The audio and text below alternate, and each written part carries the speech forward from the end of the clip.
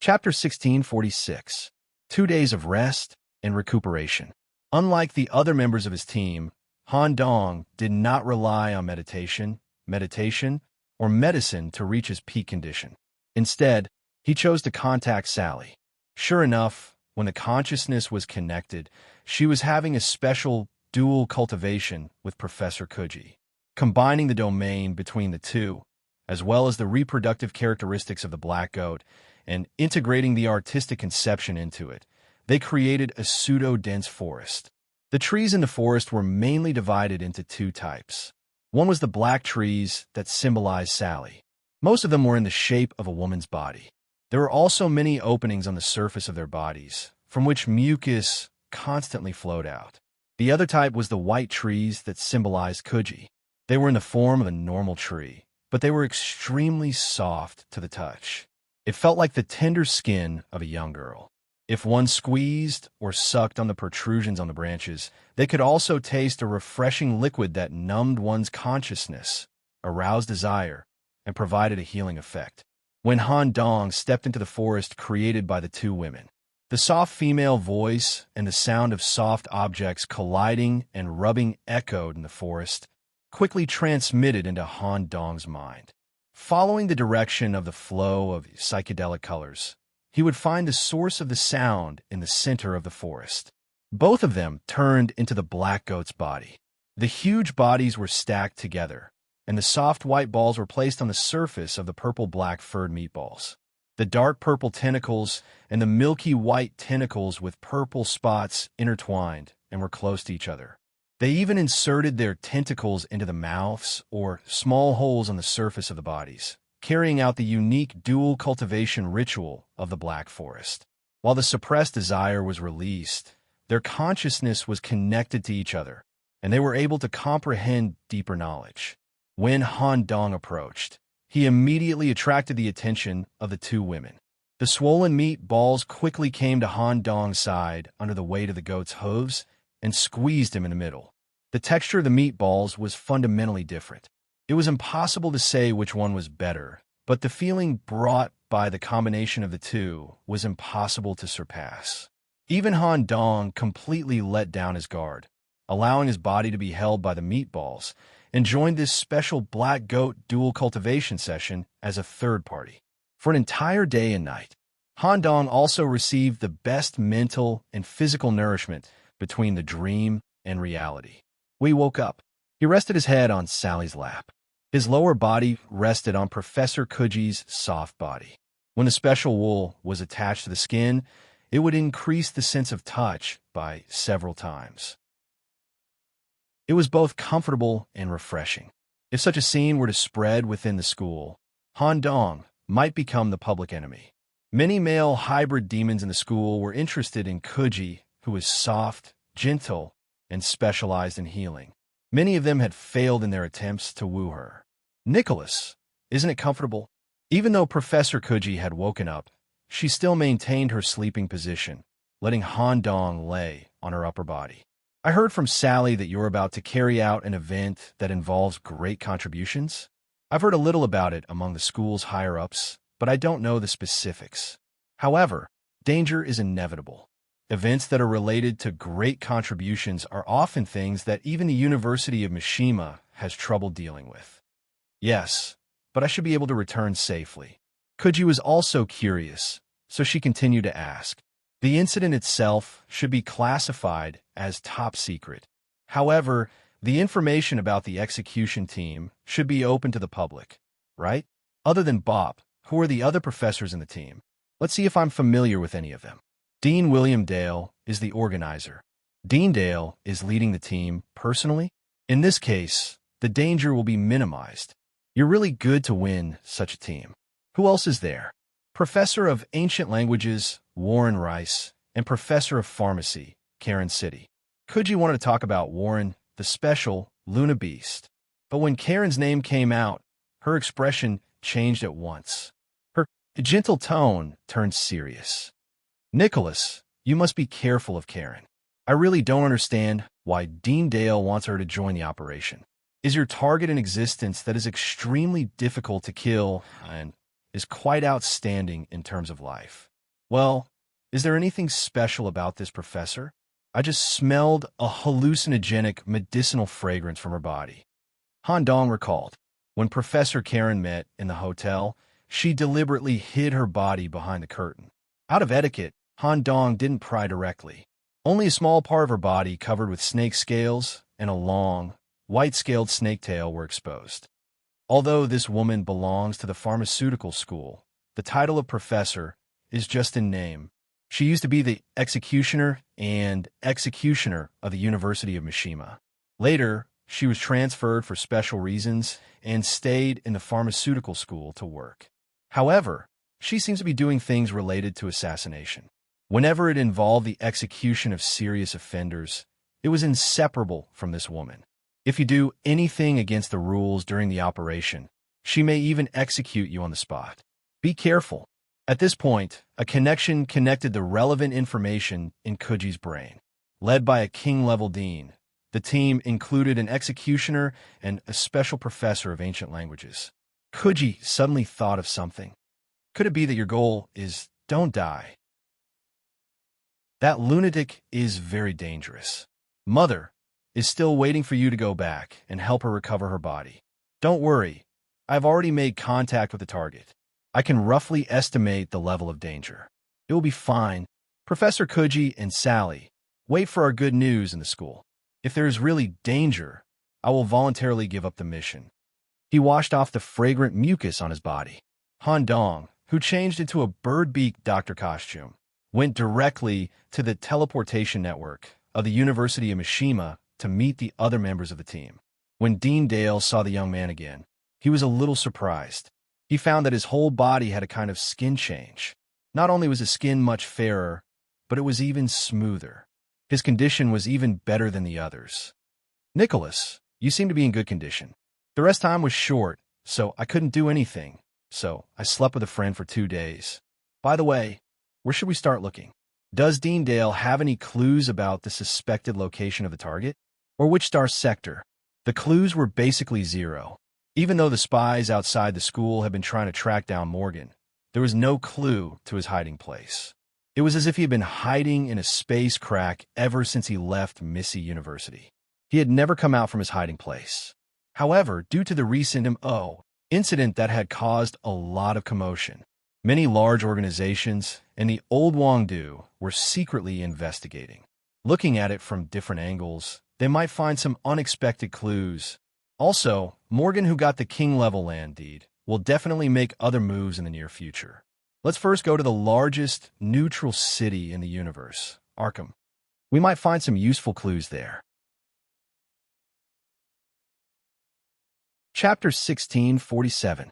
Arkham, the largest neutral city in World S-01, also known as the World City. Any life form could enter and leave the city freely. However, once one stepped into this tolerant city, one would have to follow the rules and not cross the line. Although the rules of the neutral city were relatively lax, however, Arkham had a set of hidden rules. Once someone failed to follow them or broke the rules in certain matters, they would be devoured by the city. That's right. Throughout history, there were many people who tried to cause trouble in Arkham, or some fugitives who tried to seek refuge in Arkham, but they all disappeared without a trace. Because of this, there were many scary legends circulating around Arkham City. These legends that spread through the streets and alleys, coupled with the real cases of missing people, made the originally chaotic hybrid demon city orderly. Of course, such a large, tolerant, and business-oriented city would naturally have a behind-the-scenes manager. It was rumored that there were at least 5 old kings behind Arkham City, and some of them were even middle-level existences. They all restricted each other and set up a management system for the city. Once Arkham City was threatened or had a large disturbance, it might attract the old king's personal arrival. The group went through a large teleportation circle and crossed half the universe to reach the star sector where Arkham City was located.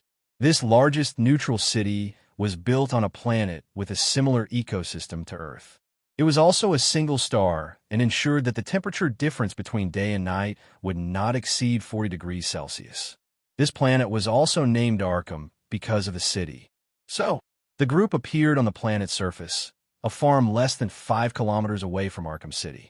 There are all sorts of strange-looking fruits growing here. A living truck was harvesting the fruits in the farm, and after it was filled, it would be sent to Arkham City. Bop asked, "Nicholas, you don't come to the Outer Star sector often, right?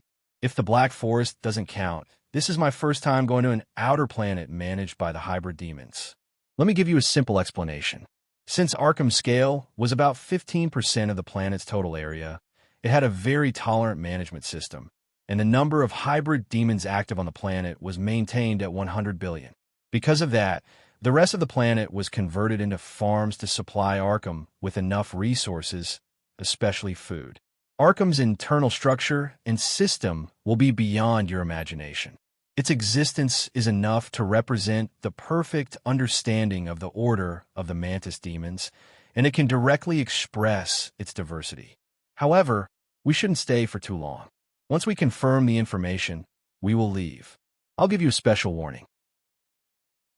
The reason why Arkham was able to remain as a neutral and lawless city for tens of thousands of years, becoming the largest neutral city in the universe, was mainly because of the terrifying existence in the dark. Try not to act alone. If you run into trouble, you'll waste a lot of time.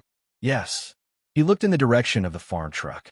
A few kilometers away, Arkham City was shrouded in a thick fog. It could even be said that the fog had divided the entire planet. There was no end to it. Also, since they were all famous professors at Mishima University, it was easy for them to recognize each other. In order to conceal their identities, everyone used different methods to disguise themselves. Dean Dale, on the other hand, was quite simple. He simply covered his body in a dark gold robe and had a worm tail that was several meters long that resembled a rock stratum behind him. Overall, he looked like a normal worm traveler. Professor Warren disguised himself as a very common Luna beast. He had a white and round belly, and pink tentacles that seeped out from his mouth hung in front of his chest. His rather cute eyes stared in front of him. Anyone who tried to read his body would be affected by the whispers and give him false information. It was almost impossible for his identity to be exposed. As for Professor Karen from the pharmacy school, she was a bit special. It was unknown if it was intentional or not. As a Naga, she actually used her snake scales to camouflage herself into a slender, white-haired woman, and she also had a delicate oriental face. The only characteristic of a snake that it retained was its flexible white tail that dragged behind its back. Half of her body was also wrapped in a gray cloak. Her slender white legs were almost completely exposed as she stepped barefoot on the ground. This image made Han Dong take a few more glances. However, when he recalled Kuji's warning, he immediately looked away. She used to be the executioner of Mishima University, the executioner. Due to the successful London game, humans have been reaccepted by the world. Moreover, some hybrid demons like to disguise themselves as humans. Professor Karen should be a normal disguise and not intentional. Just as Han Dong was looking for an excuse, suddenly, he felt a pair of cold eyes staring at him. He knew very well that Professor Karen was staring at him, but he didn't know the specific reason. In order to get rid of the discomfort, he had to put his arm on Bop's body. Who knew? When Han Dong put his hand on Bop's, he realized that Bop was also disguised as a human. It was exactly the same as his appearance in the Ladybug game room. Starry Sky's head was replaced with a young and mature face. His hair was shining with a bright luster, and his eyes were in a deep space state. Bop, this is your disguise? The human skin is quite useful. It's light, clean, and not easy to be noticed. Okay. Han Dong continued to wear his bird mask. All he needed to do was to conceal his aura. Just like that, the team headed towards Arkham. When they stepped into the mist, all their senses were suppressed to the minimum. Even the demon eye was limited to a few meters. Who knew that there were no city walls? After passing through 100 meters of the mist, they stepped onto the streets of Arkham. Due to the nature of a neutral city, there was no need for city walls. What kind of material is this street made of? Han Dong lowered his head and looked at the gray street under his feet. Its hardness was between rock and rubber, slightly harder. The street had a rather ridiculous self-cleaning ability. No matter what kind of garbage, liquid, or solid, once the street recognized it as non-material, it would be sucked into the underground pipeline in a short period of time and transported to the underground garbage factory for classification and disposal. There were also strange tall buildings on both sides of the street. Some were shaped like conches. There were even seawater seeping out of the street to ensure the humidity around the buildings. Some were enlarged organs that emitted a strong smell of blood. There were also postmodernist buildings that were beyond comprehension. They were made of special rocks and some kind of biological hard skin stitched together. Wait, the street in front of them alone contained more than 20 different hybrid demon cultures. They seemed to be incompatible and even repelled, but they were closely connected to each other and became a part of the city. Let's go directly to the information port. There might be clues we want there. Chapter 1648. Due to the size of Arkham. Naturally, there were many different modes of transportation, and, at the same time, there were many private transportation. However, even though private transportation was relatively cheap, there were many traps and traps. For some travelers who came to Arkham for the first time, they would be secretly taken to unknown dark areas. Killing people was a common occurrence in Arkham. Unless the person killed was an important person, no one would care at all. Let's go underground. Under Dean Dale's suggestion, the team boarded an express demon bug train that was embedded in the Earth's crust. After paying the fare, they would receive a one-time use carrier membrane. Once the membrane was placed on the body, it could be directly absorbed into the demon bug's body cavity through organic affinity. The internal space was also artificially modified. There was a relatively comfortable bug egg holding device. As long as the body was placed on it, the bug egg would extend out a strip to hold the body in place. Additionally, the train's bug skin was also ground into a translucent state, allowing the passengers to observe the situation outside. The first half of the journey was a tunnel that reached a terrifying speed of 1,000 kilometers per hour. About 10 minutes later, the demon bug burrowed out of the Earth's crust and arrived at a special oceanic area. That's right, this was the area corresponding to the information port. Due to Arkham's size covering 1/5 of the planet, it also included an oceanic area. During the construction of the city, Zhonghai had also undergone corresponding modifications and became the famous information port. Most of the information in the universe would appear here. Perhaps there was a special organization behind the scenes that gathered all the information here, or perhaps it was the result of natural evolution. As Arkham's reputation grew and Arkham's overall size surpassed other neutral cities, many of the more famous intelligence organizations, bounty organizations, and assassination organizations paid a high price to enter the information port, making it the center of the universe's information gathering. According to statistics, 38% of the tourists that came to Arkham had the information port as their final destination. When the demon bug train entered the oceanic area, as the guard of the deep-sea messenger, Han Dong also felt it. Even though the city sea was part of the deep sea and was under the control of some great being, many deep-sea creatures swam around here. Among them, there was a creature that looked like a squid but had a round head. Through the movement of its tentacles, it quickly stuck to the demonic bug train. Their compound eyes seemed to be able to see through the skin and stare at the passengers inside. Then, they took out special bone flutes from their body cavities and stuck them on the skin of the train to play strange notes. Many passengers had taken out headgear that could isolate the music in advance to ensure that they would not be affected. Once their consciousness invaded, they would have a strong urge to jump into the sea and jump out of the train to become food for these creatures. Of course, Han Dong and the others did not need it at all. No matter how strange the sound of the flute was, it had no effect on the 5 of them. Han Dong even heard a familiar flavor from it. It was somewhat similar to the terrifying flute sound that came from the stone door in Grimm's body that led to the center of chaos. Of course, the level of the two was completely different.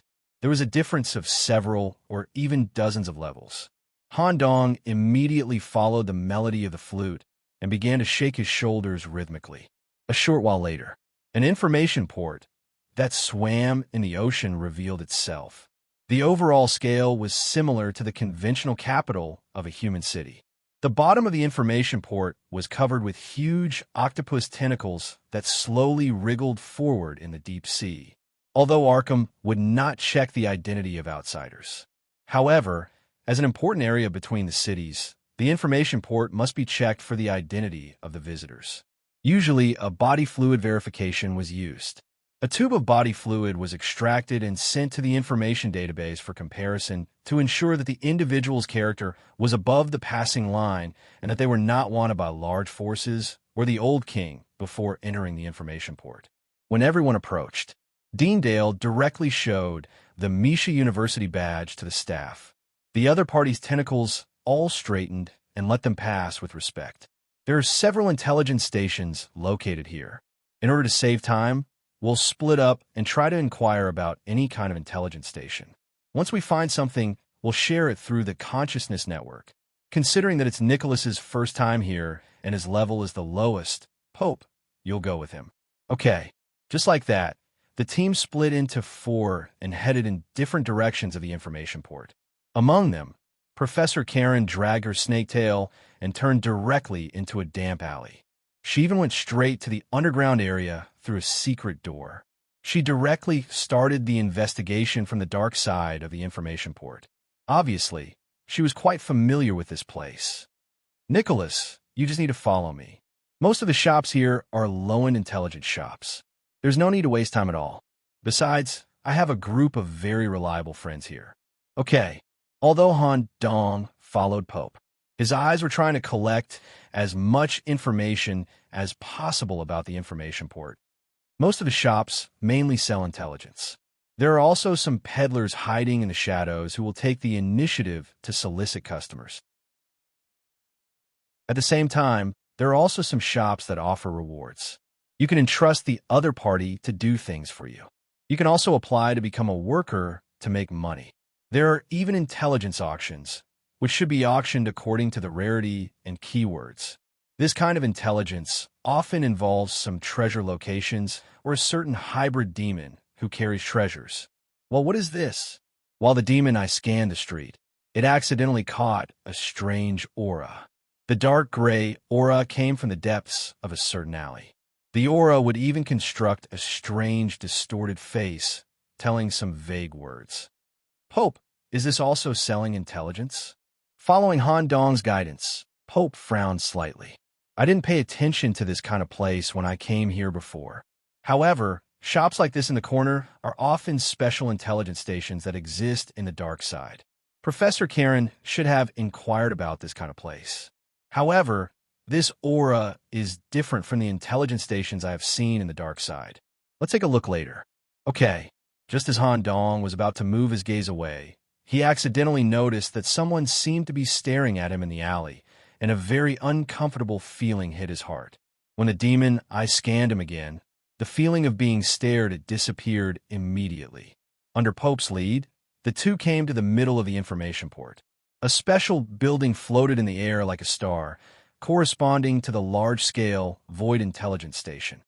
The scale of this intelligence station was enough to rank in the top 3 in the information port. The hybrid demons who entered here more or less held some financial power. The person in charge was the same teacher as Pope. He was a void creature wrapped in a cloak with only a gaseous planet-shaped head exposed. However, when Pope quietly handed over a note with the name Francis Morgan written on it, the other party shook his head and immediately destroyed the note. Pope also directly understood the other party's intention and directly left the intelligence station. It seems that teacher really doesn't want me to directly obtain information from the void. Nicholas, let's go there and try our luck. Chapter 1649. When the two of them returned to the entrance of the strange alley. Although the strange aura that was originally emitted from this place still existed, it was greatly reduced. There were only a few threads floating in the alley, and it did not overflow the street at all. Could it be that it was deliberately attracting our attention? Did someone inside notice that Bop or I are different? Han Dong and Bop looked at each other and walked in the alley side by side. The moment they stepped into the alley, the noise in the street decreased by half, as if there was a layer of membrane separating this place from the outside street. And with every step they took, the feeling of the barrier would increase significantly. When they reached a certain depth, the noise in the outside world completely dissipated, and in exchange, there was an unusual sense of silence. At the same time, a metal door that constantly emitted a dark gray aura appeared at the end of the alley. There was a rather special imprint on the door, a head without facial structure, with tentacles growing at the bottom of the neck. Something is coming.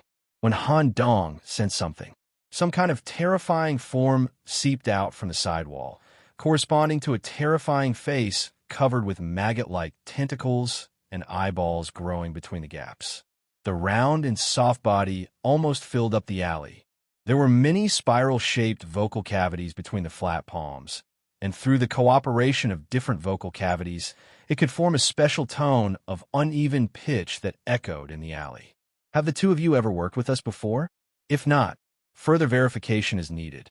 Being able to detect the spread of the gray fog only means that your insight is not bad. But if you want to use our service, you have to go through a strength verification. When Bop was about to step forward, Han Dong suddenly stood in front of him and said in a low voice, "Let me do it." Bop noticed the hidden meaning in this sentence, and combined with Han Dong's characteristics, he took a step back. How do we verify?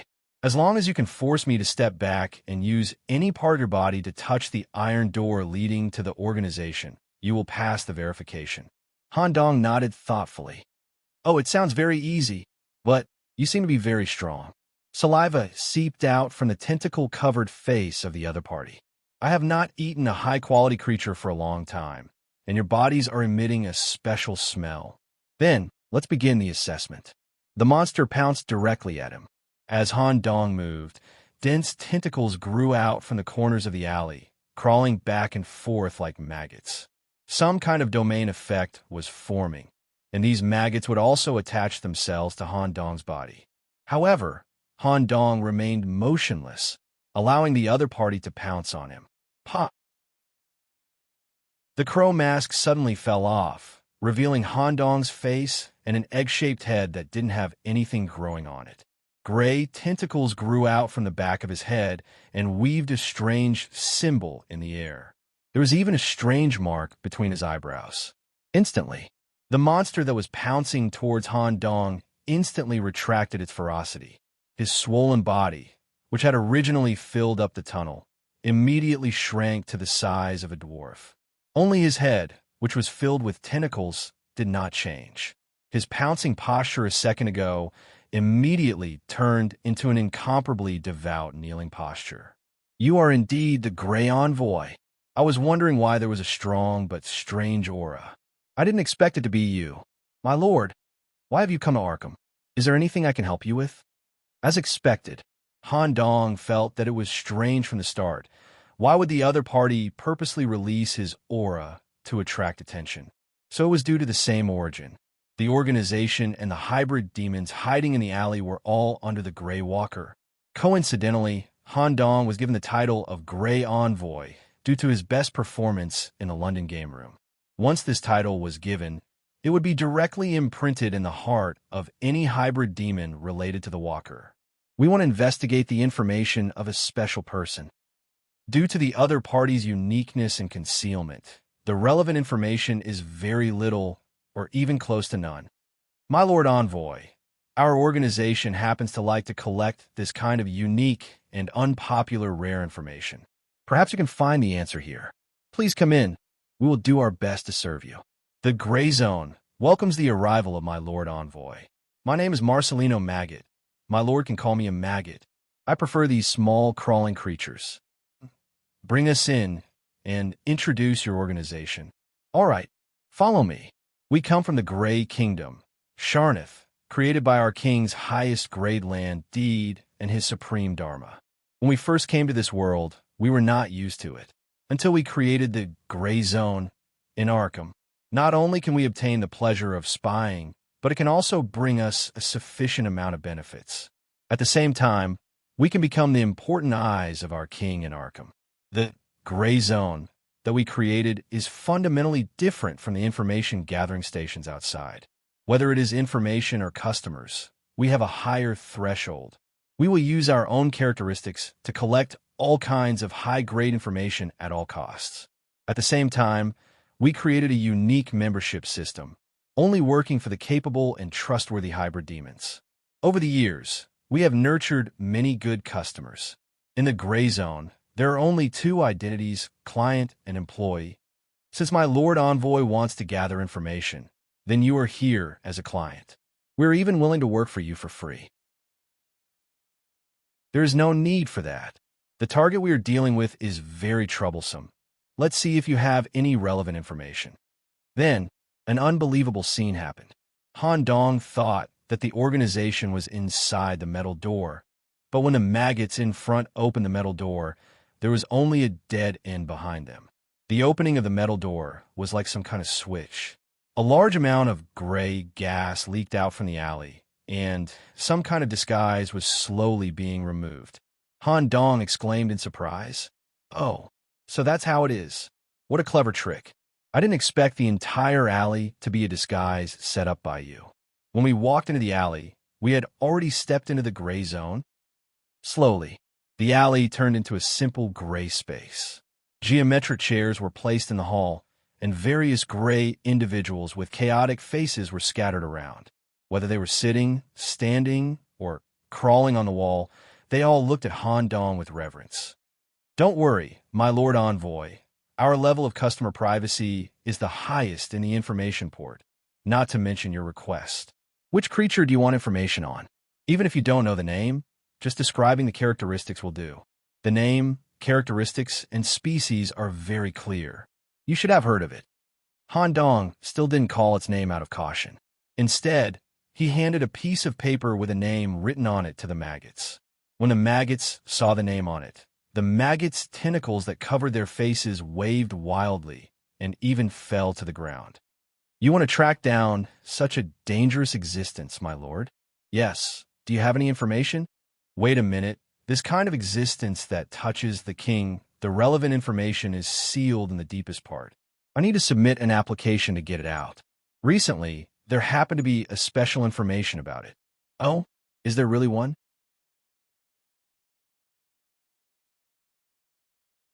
Chapter 1650. Regarding the situation in front of him. Bob just quietly watched from the sidelines, but his heart was slightly stirred. He naturally knew that Han Dong was the Gray Special Envoy. This kind of identity was almost equivalent to his position in the Void. But he did not expect that there was such a group of special organizations hidden in the information port. He had never heard of them before.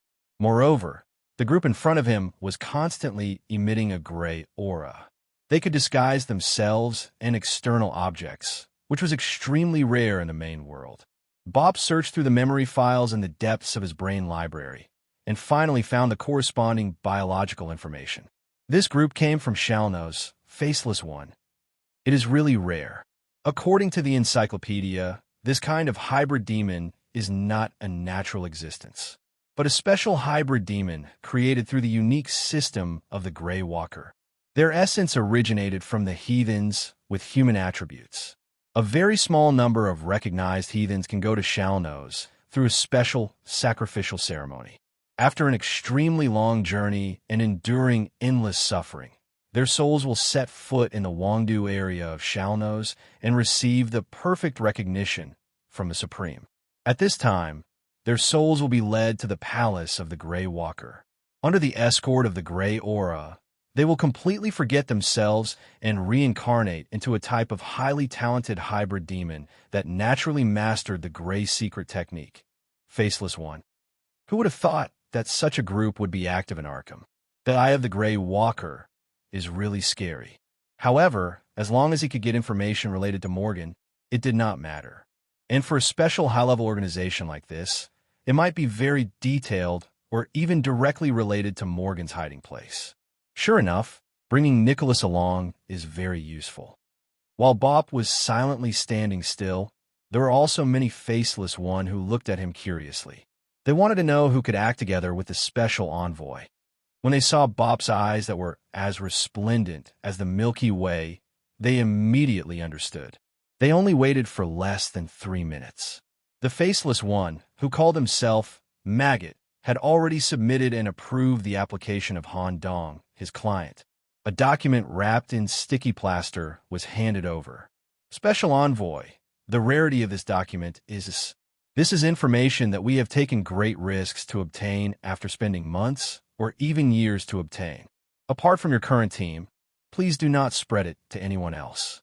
In addition, I need you and your friends to review the information here. Please come with me. The two of them were led to a special private room.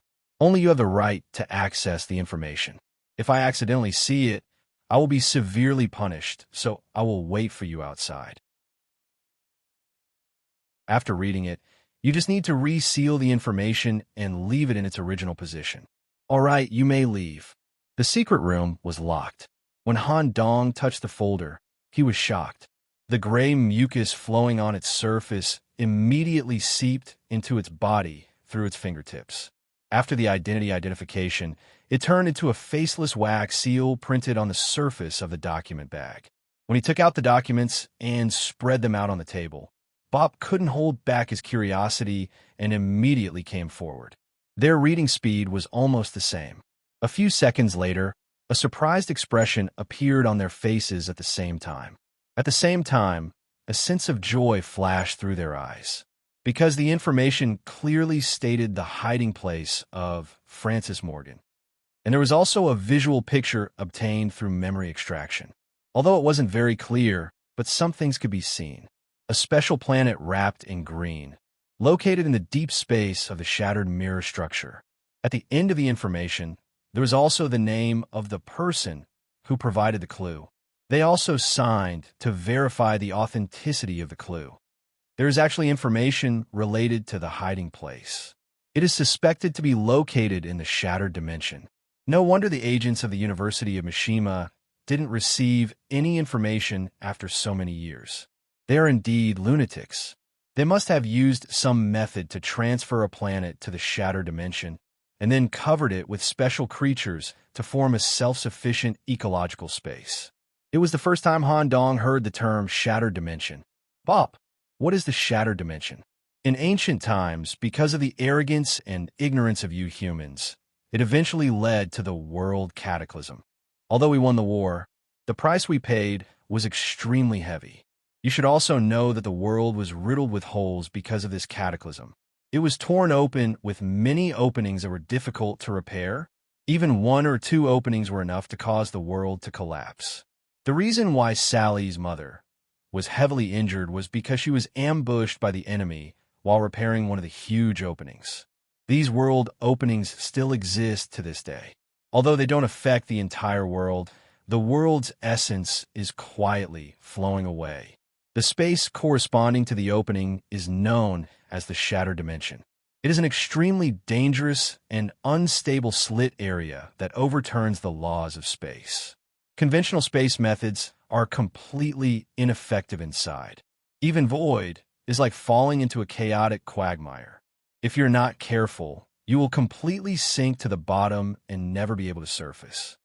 No wonder. It's really not easy to be discovered hiding in such a place. This information is very reliable. If it's really a shattered dimension, our battle plan will have to be changed. We also have to prepare some necessary materials in advance to pass through the shattered dimension. This credit will naturally be given to you, Han Dong. That doesn't matter. Let's go and meet up with Dean Dale and the others. When leaving the gray area, Han Dong also received a special name card. As long as there was anything in the main universe that needed help, investigation, or assassination, he could contact this group of people. They would complete the request with extremely high efficiency. Of course, they would still charge the relevant fees according to the lowest standard. When the team met up, they found out that information about Morgan was really difficult to find, and it was even regarded as a taboo by some organizations. Moreover, they encountered some trouble along the way. When Professor Guyu Yin, Warren Rice asked for information, he unexpectedly found that the shop assistant wanted to quietly report his investigation of Morgan. It seemed that someone was secretly watching any outsiders who wanted to collect information about Morgan. Of course, when Warren noticed this, he only needed to say a few words, and this person immediately stopped the idea and secretly hid himself to cut off his head and commit suicide. Shattered dimension. Where did this information come from? It's very reliable. The information came from Faceless, and it's the corresponding relationship behind Nicholas. Faceless? The three professors looked at Han Dong with different expressions. Among them, Professor Karen, who had more contact with the dark side, cast a strange look. Although she also knew that Faceless hid in the dark side of the information port, she was not very familiar with it. Since we're in a shattered dimension, we must prepare enough survival materials. Let's go to the market to see if there are any good goods. It's best to receive some tenacious living creatures.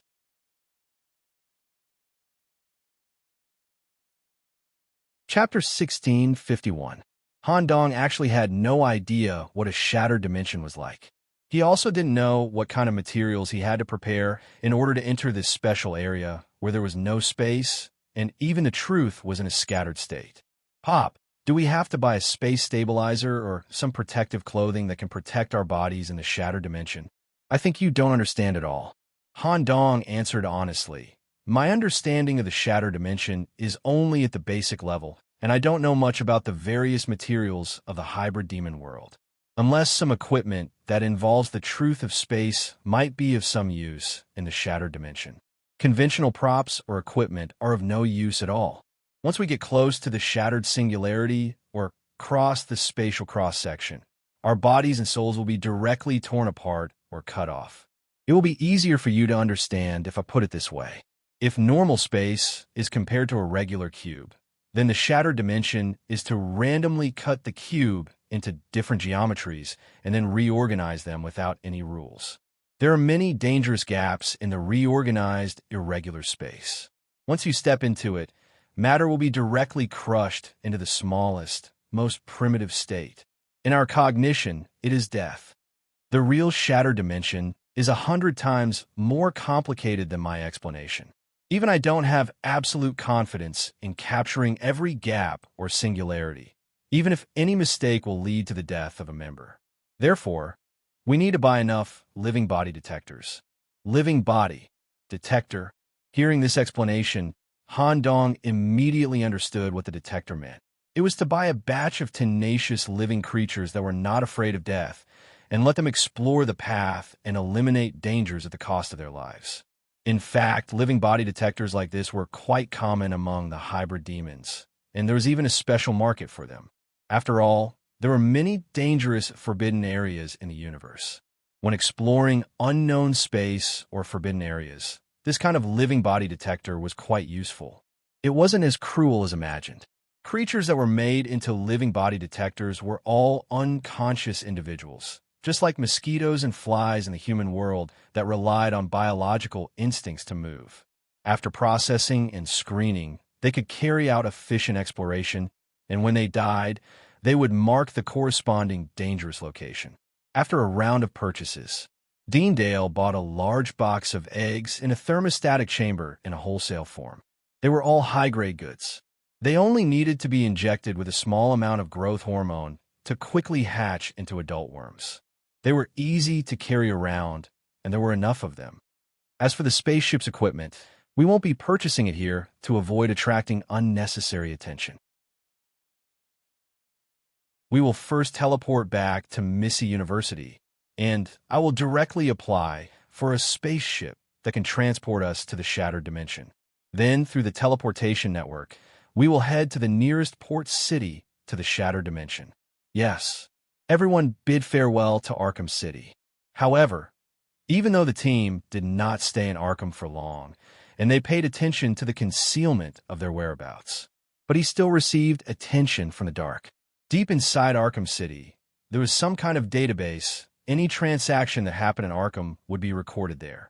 Even if the trader deliberately hid his identity, the identity and the relevant purpose could be inferred through various data. Report. There was a small team of 5 bodies that came to Arkham City with a purpose. He took the magic bug train to the information port and used a special method to secretly gather information. The information stores they visited were all large. At the same time, they used the dark net to gather information. Even so, it took a long time. Based on that, the rarity of the information they wanted to gather was probably grade A or even grade S. At the same time, before they left, they bought a large number of advanced detection eggs. They must be heading to a dangerous area. There is a 72.6% probability that the target they are looking for is Francis Morgan. The person in charge of the database nodded. This is already the 4th team of unknown origin that is suspected to be related to the traitor, Morgan. It seems that the impact of M.O.'s defeat is indeed huge. Although these teams have decent strength, it is basically impossible for them to enter the shattered dimension, step into the strange ecosystem, and capture or kill the target. But the more teams there are, the higher the probability. It is necessary to report the current situation to my lord. He should be almost done with his preparations. We must not let other individuals come into contact with Morgan in advance, or cause large-scale destruction to the other ecological planets. That was right. Among the old kings behind Arkham, there is also one who was very interested in Francis Morgan. While he was adjusting his body, he let his subordinates monitor the flow of information in Arkham City and try to block information related to Morgan as much as possible to prevent outsiders from getting involved in this matter. On the campus of the University of Mishima, after Dean Dale briefly reported the situation to the higher-ups consulted the void decree of the principal and the yellow sand divination given by the vice principal and approved the team's plan to go to Shattered Dimension 7. At the same time, they also received a special spaceship provided by the physics department, which represented the highest research results in the field of interstellar travel. It had wormhole jump, subspace navigation, material invisibility, cosmic ray energy generator, and other characteristics. It could ensure that during the journey to the 7th dimension, they could avoid detection abilities below king level. However, the higher-ups were still quite concerned about this matter. They made a request to the team. If the danger assessment exceeded the expected range, they would temporarily give up the mission and think of a way to withdraw from the shattered dimension. Buzz. Space vibrated. This time, the transmission distance was a little long. Even if it was a space transmission, it felt like they had been stuck in the space channel for a long time.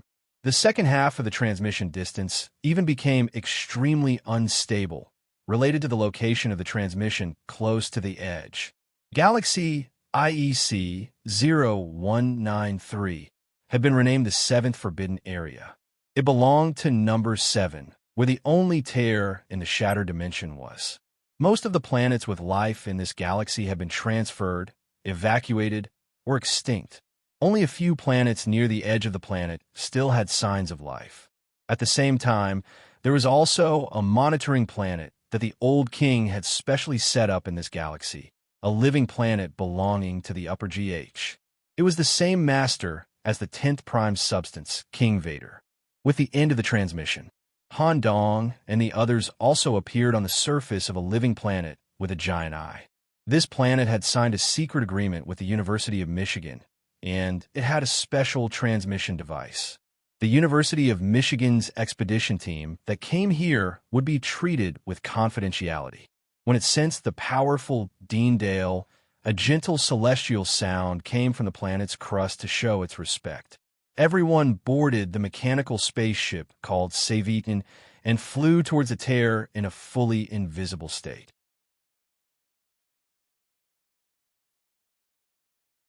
Chapter 1652. Although they were in the same galaxy. However, their starting point was still quite a distance away from the 7th entrance. They were almost half a galaxy apart, about 200,000 light-years away. Although the living planet they landed on was a mythical body, a living planet belonging to GH, and they were arranged to observe the situation at the rift, he also had his own concerns. He tried his best to stay on the opposite side of the galaxy to ensure a safe distance. To save travel time, Bob was responsible for the space crystal inlaid inside the spaceship, and entered this subspace navigation mode. Whoosh! The closer they got to the rift, the more unstable the space became. Bop was sweating profusely. It's about time. Let's return to the normal route. Buzz! A wave of ripples spread out in the deep space. The kitten drilled out of the subspace tunnel, and the fluid metal shell continued to tremble. Through the panoramic glass of the bridge, the deep space in front of them was obviously different from before. That's the rift.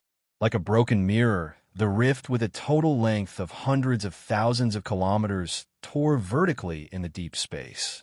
Although this width was not even a small hole in the universe, it was extremely dangerous for individual life. Looking at the rift in front of him, Han Dong seemed to be able to imagine the high-level war that had happened here.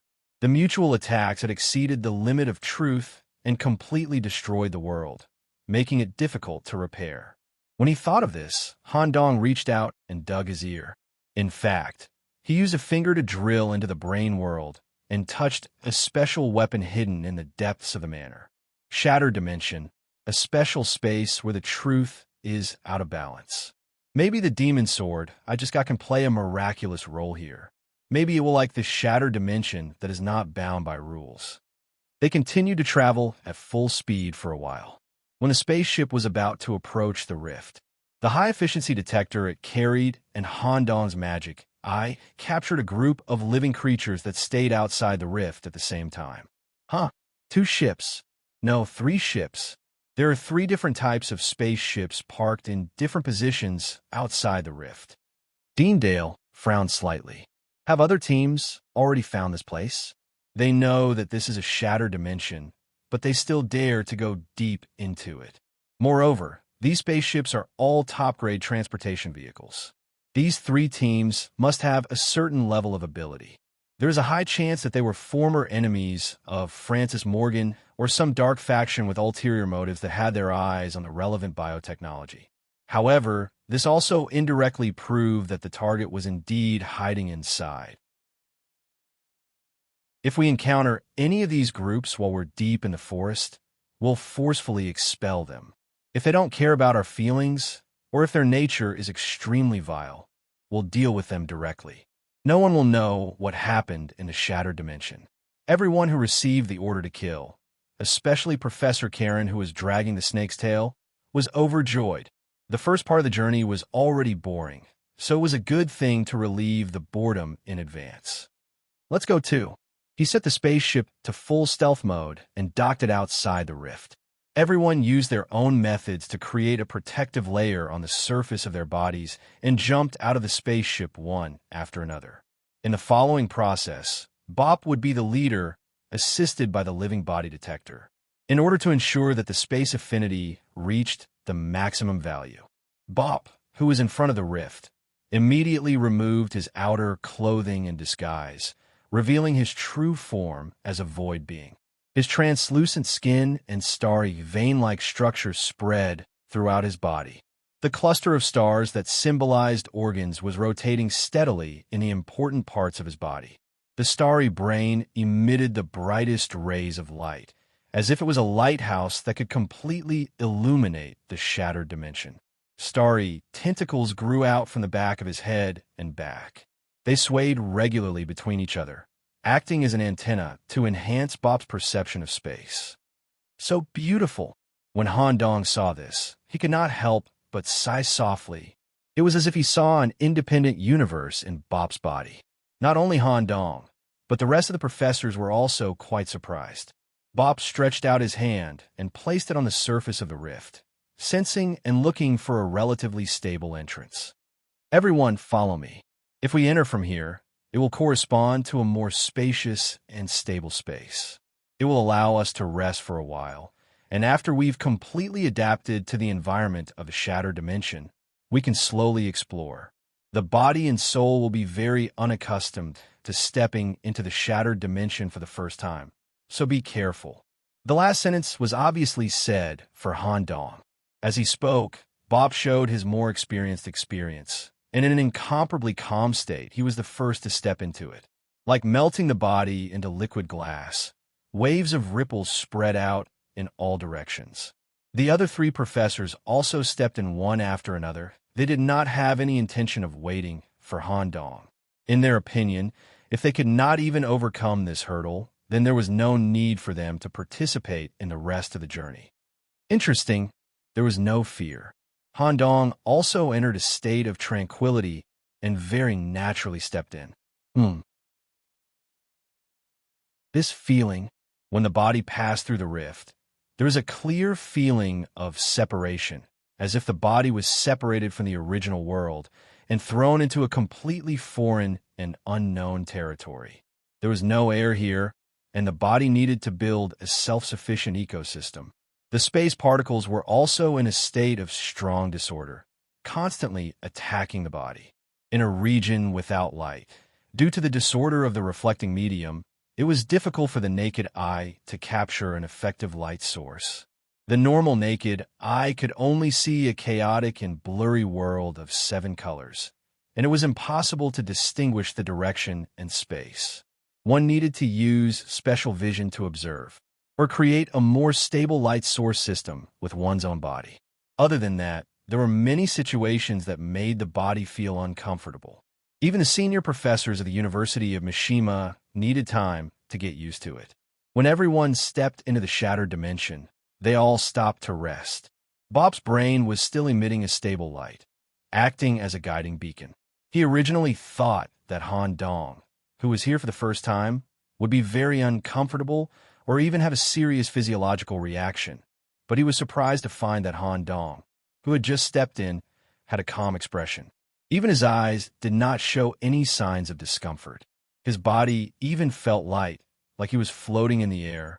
Adaptability, the black vortex torso, was operating at high efficiency, allowing Han Dong to quickly adapt to this environment. Furthermore, Han Dong, as a destiny traveler, had always been traveling between different worlds, feeling the different rules of the world, and had also stepped into some dangerous areas. Combined with his super adaptability, he was able to accept the current extreme environment in a short time. Professor Dale also noticed this, and his evaluation of Han Dong in his heart rose to another level. Since everyone is used to it, then follow me. The first half of the journey near the rift, I can guarantee the stability of the journey, but the second half will require the use of the body detector. Bob walked to the front. Everyone tried to stay as close to him as possible. Some strange things that defied common sense also happened along the way. For example, they were normally following behind the team, but who knew that when they took the next step, they would be dozens of meters away. However, as long as they followed the light emitted by Bob's head, they would be able to quickly return to the team. After walking for a while, everyone slowly received another light source in their field of vision. It corresponded to a green planet hidden in the shattered dimension.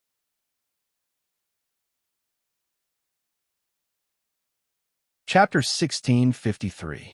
Although the clues they obtained before included a pixelated memory photo that recorded such a biological planet in the shattered dimension, but the shock of seeing it with their own eyes was completely different. In the inherent understanding of the professors, the shattered dimension was an absolute forbidden zone for life. It was already very difficult for individuals to move around here, let alone live for a long time. However, in front of them was an entire planet full of vitality.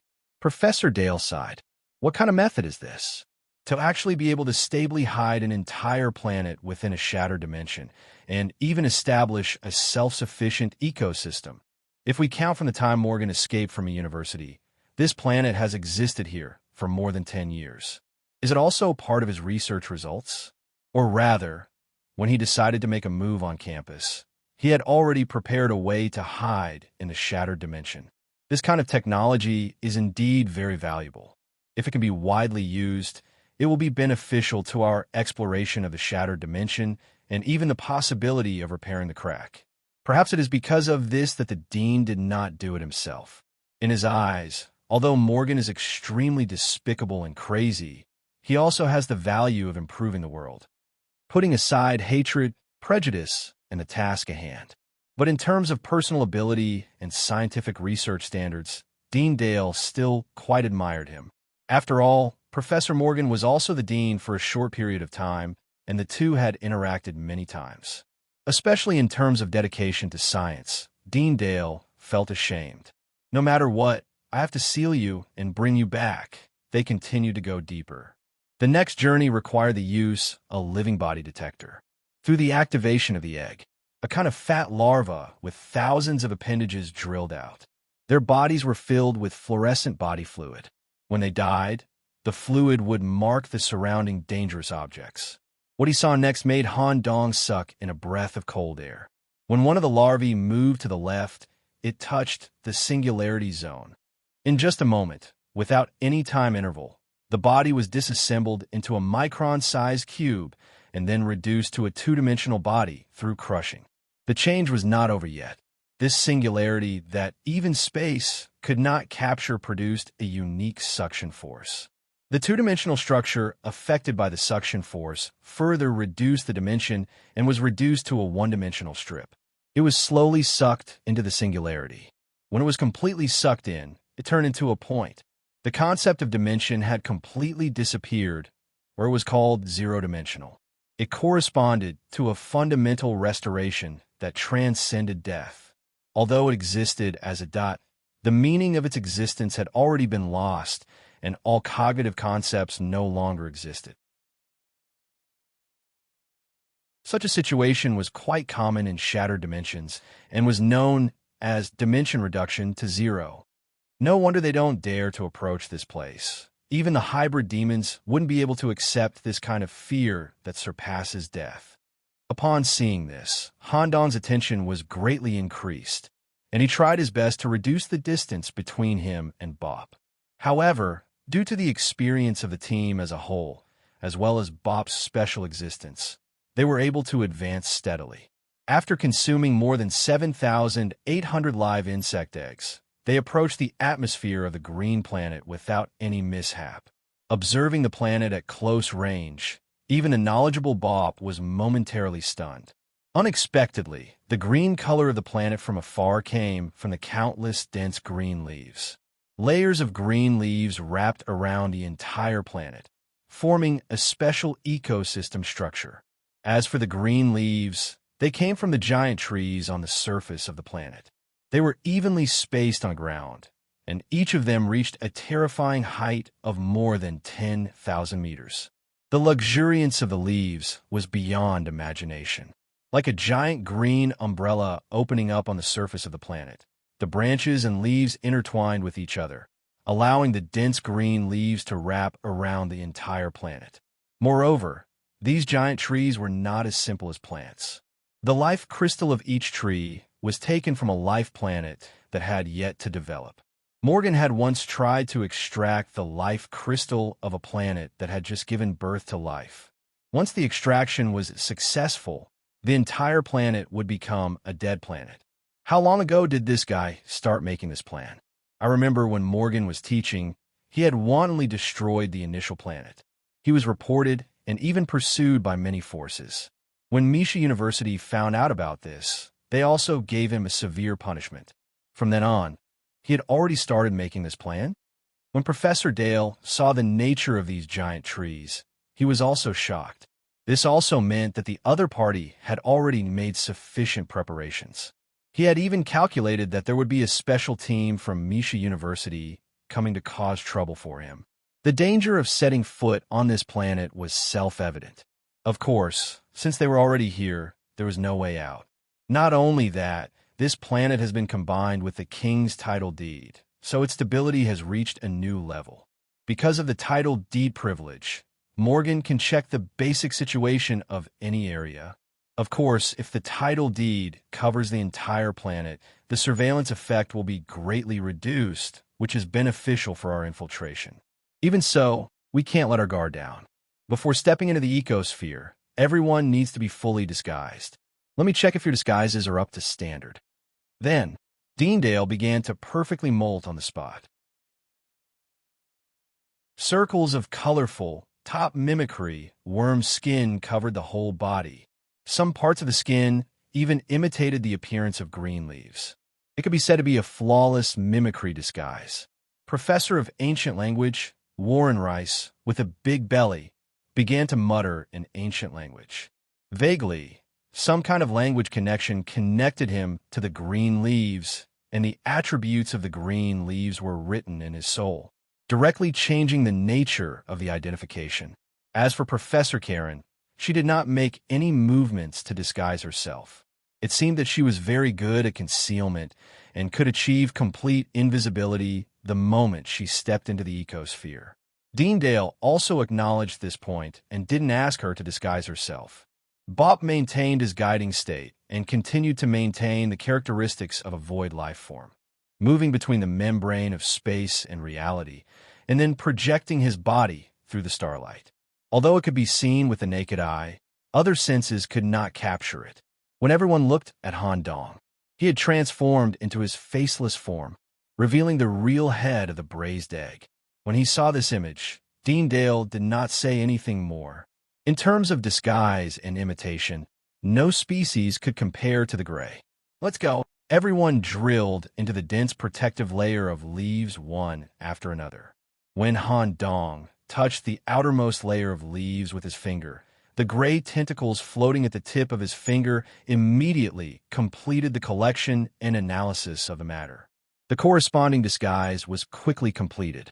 It was not much different from the conventional human image. It was just a little more green hair. The body had completely integrated into this special ecosphere. When they penetrated the atmosphere built by layers of green leaves, a lively world of living creatures appeared in front of his eyes. Even if one flipped through the hybrid demon dictionary, they would never find any corresponding species living here. At this moment, Han Dong's demonic eye sensed everything. Due east, about 300 kilometers away, there seems to be a battle.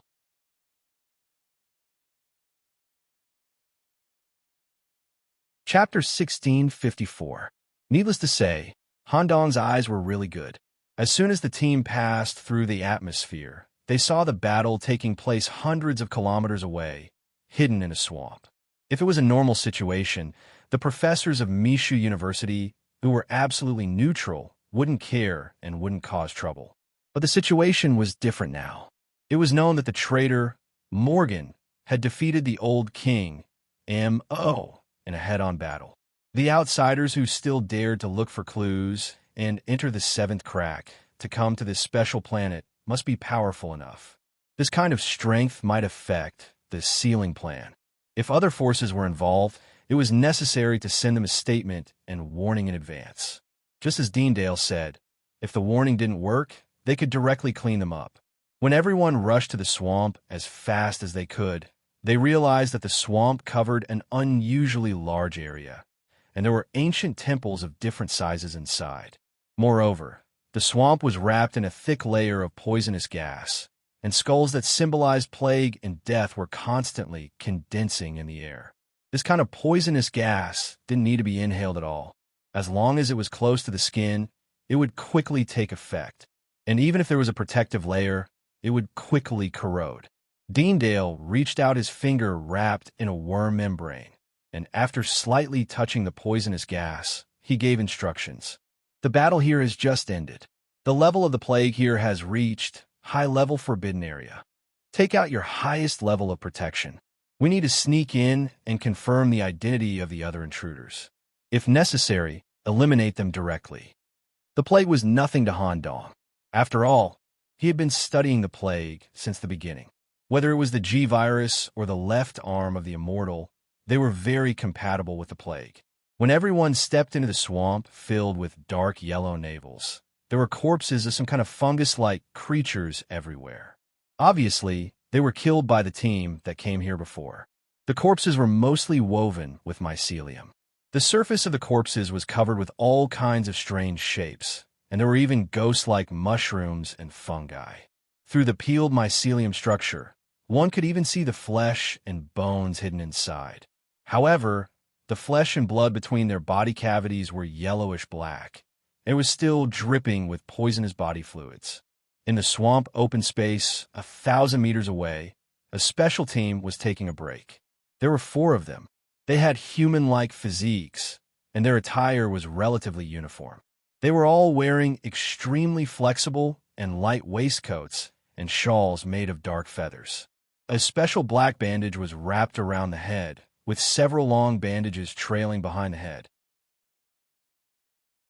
Their feet were covered with deep leather boots, and the surface of the boots was embedded with tentacles, which could greatly increase their sensing of the ground and assist their movements. The most different thing was the weapons they were equipped with. Some of them were strangely shaped, with needles and circular double-edged axes with an eye in the center. Or he held a kerosene lamp made of skulls in one hand and a tentacle sword made of pitch-black bones in the other. Or he could hold the edge of the field with one hand and merge his other hand with some kind of wolf-like creature similar to the relationship between Han Dong and Count. They could both merge and fight separately. There was also an existence with the strongest strength, who was the leader and carried two ridiculously large swords on his back. Their senses were equally sharp. They were already looking in the direction of the professors from Mishu University, but when they noticed one of the professors, their eyes flashed with fear and discomfort. In contrast, Professor Karen, who was dragging the tail of the white snake, also recognized the identity of this group of people based on their attire and unique armbands. Deendale, this group of people is from the Hunter Court. They belong to the highest level, the black executioners that rarely show themselves. No wonder. Morgan caused such a big incident in the Zoxa continent. It's normal for the Hunter Court to take some action. Let's see their attitude first. Since they're a neutral organization, there should be room for discussion. They can even reach an agreement and cooperate to determine Morgan's hiding place. Wait, I remember that Professor Karen. Before you were recruited by Mishu University, you seem to have spent some time in the Hunter Court? Yes. Why don't you take over the rest of the conversation? Deendale should do it. My style in the court is not liked by the other hunters. I was even ostracized by some. It was because of this that I accepted the recruitment letter from Mishu University. Okay. When the two teams met, a soul-stirring tremor swept through the entire swamp area. Professor Dale directly covered the area with his king-level domain, expressing his strong attitude. However, this group of hunters only felt uncomfortable for a short while before they calmed down. Han Dong followed at the back of the group, quietly observing this group of hybrid demon hunters who had the body and clothing of a human. They were all emitting thick killing intent. Based on their different attributes, the killing intent wrapped around their weapons and filled them up. A very special hybrid demon organization.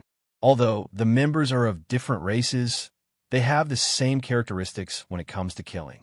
At the same time, they also have a special control and usage of killing intent. All of them are mythical. The leader of the hunters with two great swords on his back has the same level as Deendale. Before the dean could speak, a hoarse voice came from the face covered in black bandages. It's an honor to meet the professors of Mishu University here. Let me briefly explain our purpose. We already expected that Mishu University would send a representative to deal with Morgan's matter. We didn't expect that they would send a dean to lead the team. Dean William Dale, I've heard a lot about you. Due to the incident in the Zoxa continent, as well as the serious crimes that Francis Morgan committed. Due to your Mishu University's internal trial system, he was not executed on time. The Hunter Court has issued an extermination order to this person. Extermination order? Dean Dale gave a condescending smile. His mouth was filled with worms to express his disdain. I don't think you lot have the ability to kill Morgan. In fact, there's a high chance that you'll be killed instead. That's right, the extermination order is not carried out by us. We only came to this planet to gather information. We tried our best to gather information on Morgan and the nature of this planet. If that's the case, I have a condition for you. If both of our teams meet Morgan at the same time, I hope you won't interfere with our capture alive plan. Since Morgan is a criminal released by Mishu University, he will be captured by us for a new trial and punishment. Of course we can. If Mishu University can deal with it on its own, the Hunter Court will naturally not interfere. We're even willing to provide some information and assistance. But we have a condition. If we can capture the target alive and bring him back to Mishu University, we hope to send a representative to supervise the whole process of the trial to ensure that you won't make the same mistake again. It could be seen that the Hunter Court approved of the dean's ability. The less trouble, the better. If this incident could be solved by Mishu University, then for a non-profit organization like theirs, it would be the best. Deandale nodded. I will submit this request to the school, provided that you can provide sufficient help. This is the result of us hunting the local creatures and collecting their brain cells for analysis. Based on the structure of the shrine and the clues from the ritual, based on our speculation, Morgan should be hiding deep within this planet. We need to find the entrance to the surface. Some of the entrances are probably hidden within the temple in the swamp.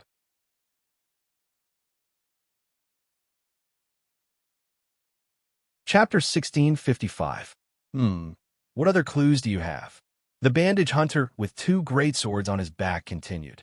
We have been looking for this planet for 13 hours. Based on our observations and analysis of the planet, we have deduced that this planet is not a natural planet that was moved in from the outside world. Instead, it is a solid planet that Trader Morgan built or planted in the shattered dimensions using some kind of technology. There is no soil structure here. At this point, he suddenly waved the greatsword on his back and cut a hole a few meters deep in the swamp. Sure enough, there was no soil structure inside. Instead, it was filled with dense vascular bundles. The layers were also separated by bast fibers or hard dead skin tissue, making the texture of the planet almost the same as a regular solid planet. But the most important thing was the abundant energy that flowed between the vascular bundles.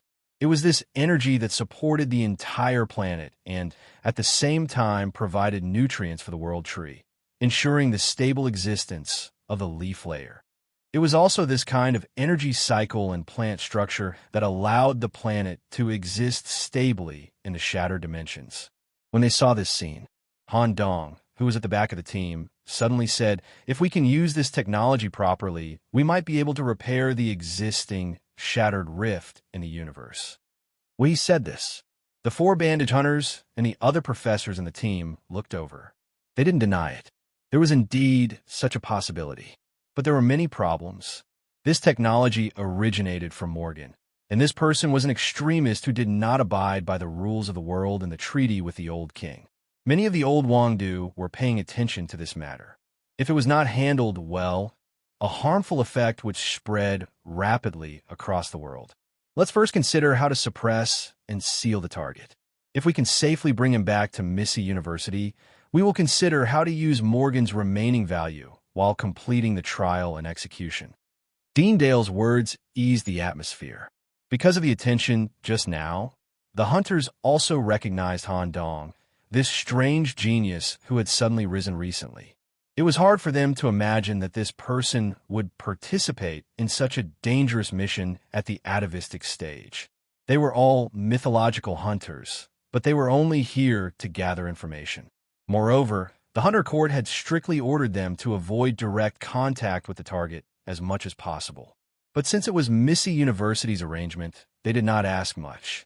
The leader of the hunters said, in view of the high probability that the entire planet was created by the Trader Morgan through a special method, his personal affinity with the planet should be very high, and he could even directly monitor the situation of the various regions. Together with the king-level title deed he snatched from the Zoxa continent, he might be able to control the whole situation. If our 2 teams act together, the probability of being discovered will increase exponentially. Deandale nodded. Our 2 teams have different styles, so it's not suitable for us to work together. Explore the interior of the planet according to your own methods. If we meet at the final moment, I hope you can cooperate with our sealing plan according to the agreement. All right. The hunters who were resting in different postures, such as sitting, standing, or leaning against the wall, instantly disappeared from sight, leaving only some remnants of murderous intent behind. This group of hunters is quite strong. With their help, the success rate of the plan will increase. Suddenly, Deandale tilted his head and looked at Han Dong at the end of the line. Associate Professor Nicholas, where did that idea come from? The problem of repairing the cracks, since the opponent has the ability to build a stable planet between the cracks. I instinctively thought that using similar biological technology might be able to seal the cracks, or even repair them.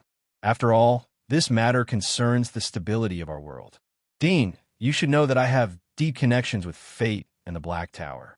Perhaps in a few years, something big will happen.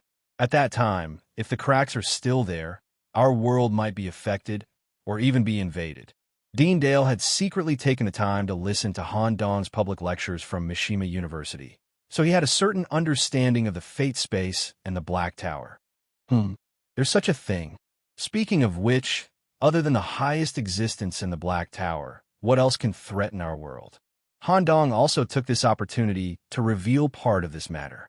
As a high-ranking member of Mishima University, if Dean Dale paid attention to this matter, it would be easier for him to prepare for the future. If it's a group of existences like Kit, who themselves are classified as errors, and invade the world, the damage caused should be very serious. That's probably the case, but I'll have to wait until I reach the mythical stage to understand the specifics. Kit, this matter must be discussed in detail when we return to the university. This is a big matter. For now, let's take care of Morgan's matter, and after we successfully complete the sealing plan, I will propose a meeting involving the high-ranking members of Mishima University. At that time, you will also have to participate, Nicholas. Speaking of this, there was some conflict. If what Han Dong said was true, then it was inevitable that he would feel conflicted.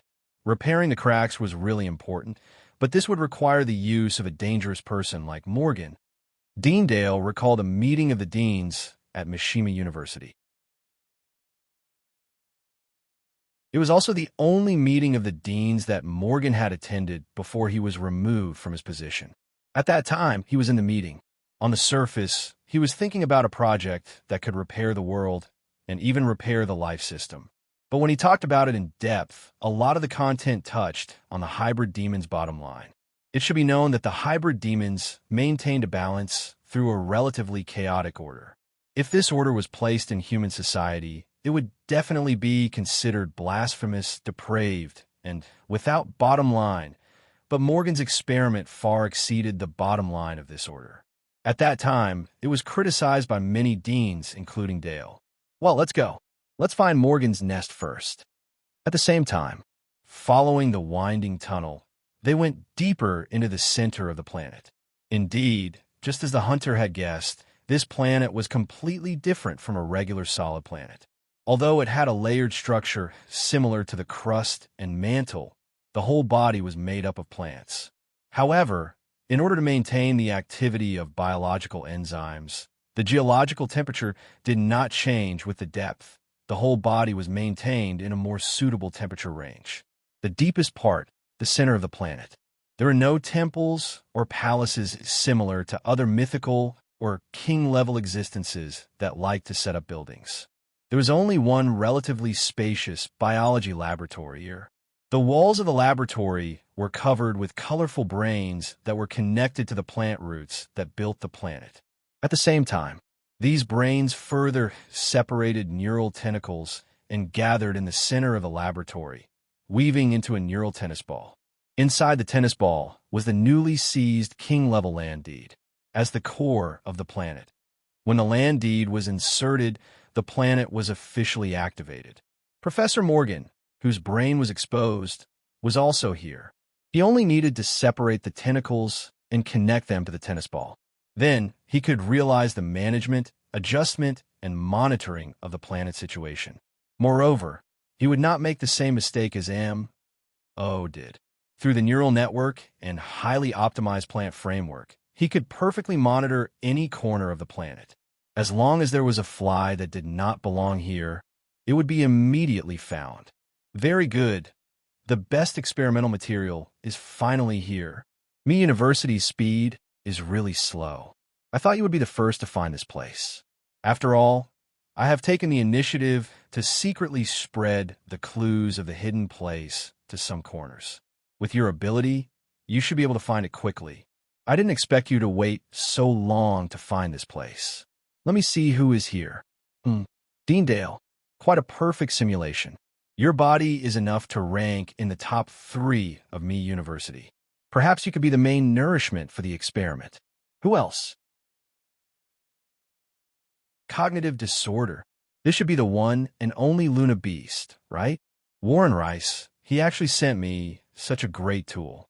If I can control this person, he will be an important medium for me to read ancient relics.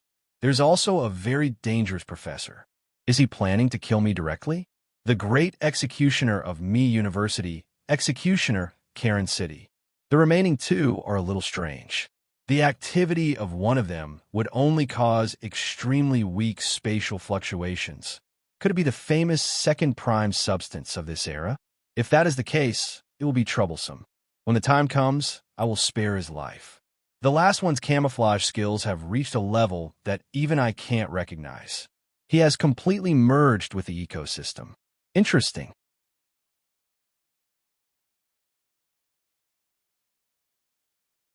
Chapter 1656. The traitor Morgan wasn't the only one in this biological laboratory inside the planet. There were 3 special corpses that were soaked in Morgan's carefully designed container. One was completely cut in half at the waist. One's chest was completely dug out, leaving only a huge hole. One was completely dismembered. Pieces of flesh floated in the container like a puzzle. The transparent container was filled with a green solution with rich vitality. The bottom was connected to a special tube that shone with fluorescent light. Some kind of biomass energy was constantly injected into the container. It seemed to be the same kind of energy that maintained the integrity of the planet. It was the result of Morgan's research. These corpses that had been dead for many years and had even been appraised many times were slowly emitting a strange vitality in their bodies. Even the completely dismembered corpse was connected by green fibers. The whole body had been pieced together into its original appearance. Every once in a while, the body would have some small reaction movements. As mentioned earlier, Morgan was once executed by Misha University and sent to the blasphemy cellar in the state of a corpse. For some powerful felons whose bodies were difficult to destroy and had value, they would be sent here in a sealed state for preservation. But with the mysterious disappearance of Morgan's body, some felons in the blasphemy cellar were also lost. That's right, this was one of his plans. The blasphemy cellar was a natural biological treasure for Morgan. Because of the value of the corpses, Misha University deliberately kept the corpses alive when setting up the seal. Morgan didn't hesitate to take the risk of being executed and possibly dying. He was sent to the blasphemy cellar in the state of a corpse to steal the high-value corpses sealed inside. Some of the corpses were already used for research, but the value of the 3 corpses in front of him was higher than the research value. Morgan was conducting a special experiment. Once he succeeded, he would be able to achieve a true resurrection. At this moment, sizzle, next to the laboratory, there was an extremely dense muscle door. A large amount of hydraulic steam leaked out from the gaps. When the internal and external pressure was balanced, the muscles would be retracted into the wall. Inside the door was a special cultivation room, and a young man was slowly walking out. Green hair casually scattered over his shoulders. Dense, small eyes grew between the roots of his hair. His abdominal cavity was split horizontally, turning into a terrifying and disgusting mouth with a devouring effect. He was even breathing rapidly. The young man was emitting an extremely foul stench from head to toe, as if the filth from his sewer had been sealed and fermented in kimchi soup for months. But for young people, this kind of smell is considered body fragrance. This young man was Eugene, who had left the Zoxic continent with Morgan for the ecosphere. Compared to a few days ago, Eugenius had become quite different. The mythical aura he emitted was even more powerful, and his physique was even more robust. However, the biggest change was his 2 arms. They gave off a completely different feeling. Apart from the leather feel of Shuga's body, there was also the gelatinous and heavy feeling of a ghoul. Just by looking at the 2 arms, one could feel the spiritual pressure contained within. It was as if he was standing in front of an extremely terrifying ghoul. That was right. Thanks to Eugene for his help in Zosic. The arm that Professor Morgan had cut off, which came from his body, had been given as a gift for Eugenius' excellent performance. Due to the commonality of practicing the corpse-eating cult's ritual, the corpse-eating cult's ritual had become much stronger. Eugenius had perfectly eaten, absorbed, and digested the 2 arms with a corpse feast. He had obtained the essence of M.O. and the relevant insights about the demonic book. Eugenius, you seem to be in good condition. M.O. S arm is quite delicious, isn't it? It's really too powerful. Now, I have the confidence to directly challenge Green. It's better not to have such thoughts. The first principle of living in the hybrid demon circle is to never provoke or even touch the existence in the crazy abyss at the center of the universe. Even I have to try my best to avoid the abyss there in all my plans. In addition, since you're so confident, there's a chance for you to practice here. Is someone coming? Where is it? Don't worry, they're still at the outermost layer. It will take a lot of time to reach the depths. Besides, the other party came here in teams. You'd better form a team too. That's fair. After saying that, Morgan turned his gaze to the container containing the corpse. On the surface of the planet, just as the hunter had provided, the professor's team found a staircase hidden at the bottom of the altar in one of the swamp temples that could lead to the depths of the ground. Although the believers in the temple were quite strange and displayed abilities superior to the hybrid demons of the same level, they were like ants in front of the professor and were nothing to worry about. Professor Warren only needed to whisper a few words to erase their knowledge of the team. Even if they passed by, they wouldn't feel anything.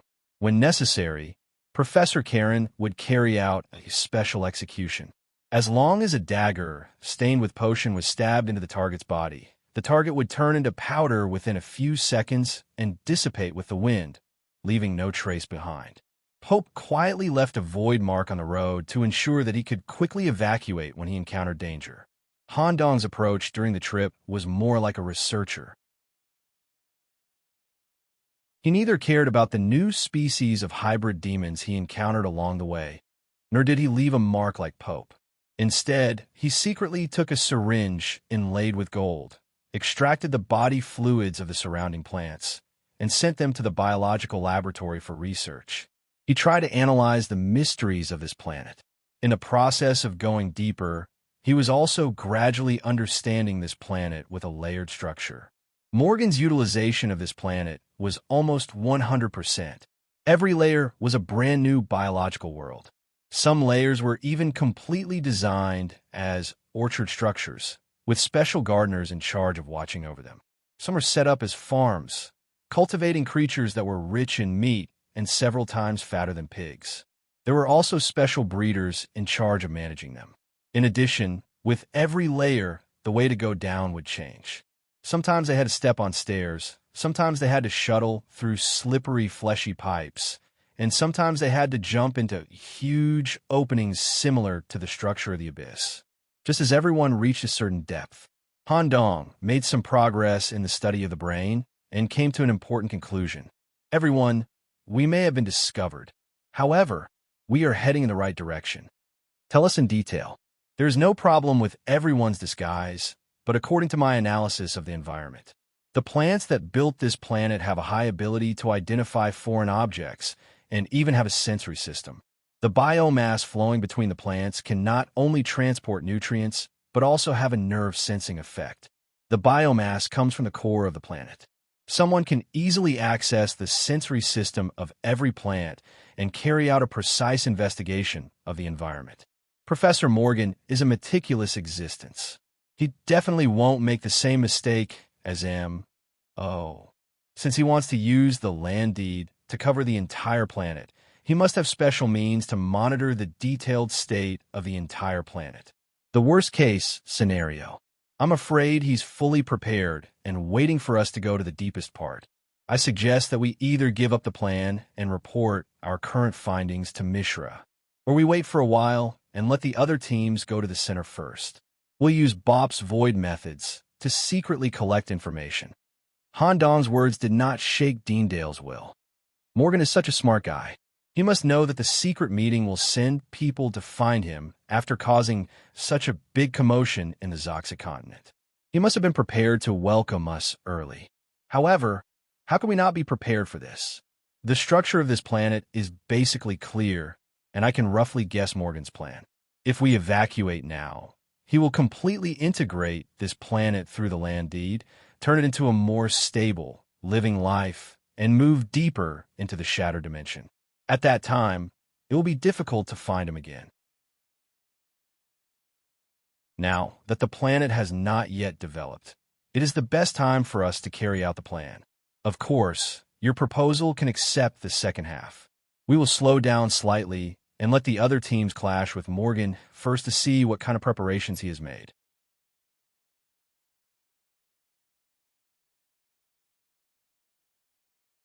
Chapter 16:57. Too beautiful. The more he wanted to go deeper, the deeper the research on this planet of plants, the more Han Dong felt that it was incredible. He had never seen a planet with such a high utilization rate.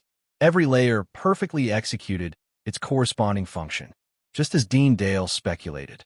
When Morgan completed the integration of the planet with his king-level land deed, between the layers, he could perfectly connect, compress, and assemble it, shrinking it into a stable, fully functional living planet. The resistance to the shattered dimension would be further improved.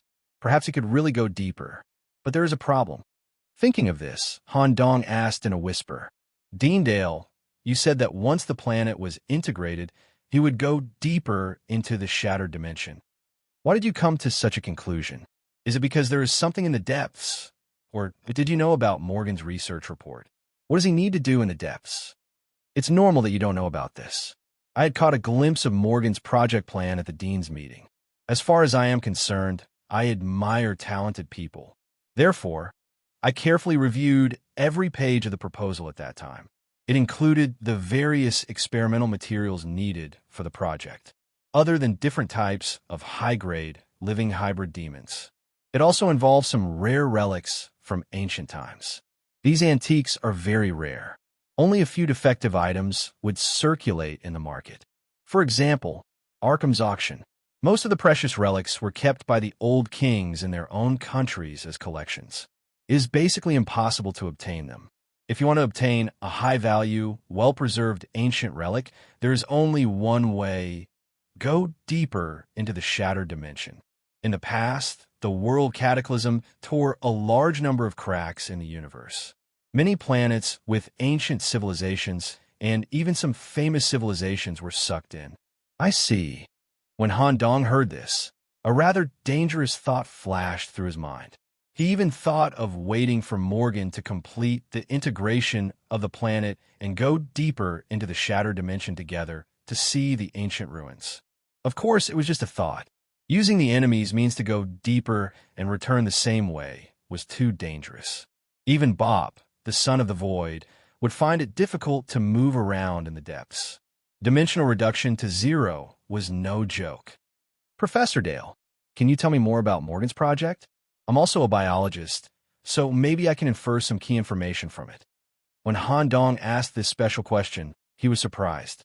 Professor Dale, who was crawling down, suddenly raised his head to check if Han Dong's eyes were normal. The project that Morgan came up with was rejected by Mishu University at the preliminary stage and was given a warning. Moreover, the school also forbade us deans who have read the project book from discussing this matter. However, the project book that Morgan submitted was only a test. Many of his true thoughts were not expressed. But even so, it was still quite vile. This could be seen from the project document he submitted. He focused on the research of the hybrid demon's body and listed out a large number of flaws in it. At the same time, he proposed a repair plan. He tried to use special biological methods to fix the flaws of the new hybrid demons.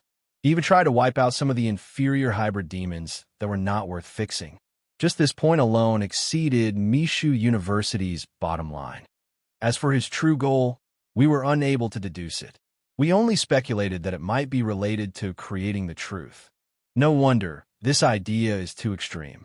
Even the inferior hybrid demons have the potential to develop. For example, the seventh origin, Hopper. Fine, I think I understand. Although Han Dong's bottom line was also unable to accept it. But the more he understood Morgan, the more he wanted to go deeper. the more he wanted to find a chance to talk to this person in private. Perhaps he could find a compromise point. When they reached a certain depth, they arrived. They slid down a long and winding fleshy pipe for a full hour. The professor's team landed in a rather open core area. The style, scale, and technological performance were completely different from the underground world they had seen before. The style and function of the area showed that the team was close to the core of the planet. Morgan might be hiding somewhere in this place. Bop immediately activated his domain and led everyone to the gap between reality and the void.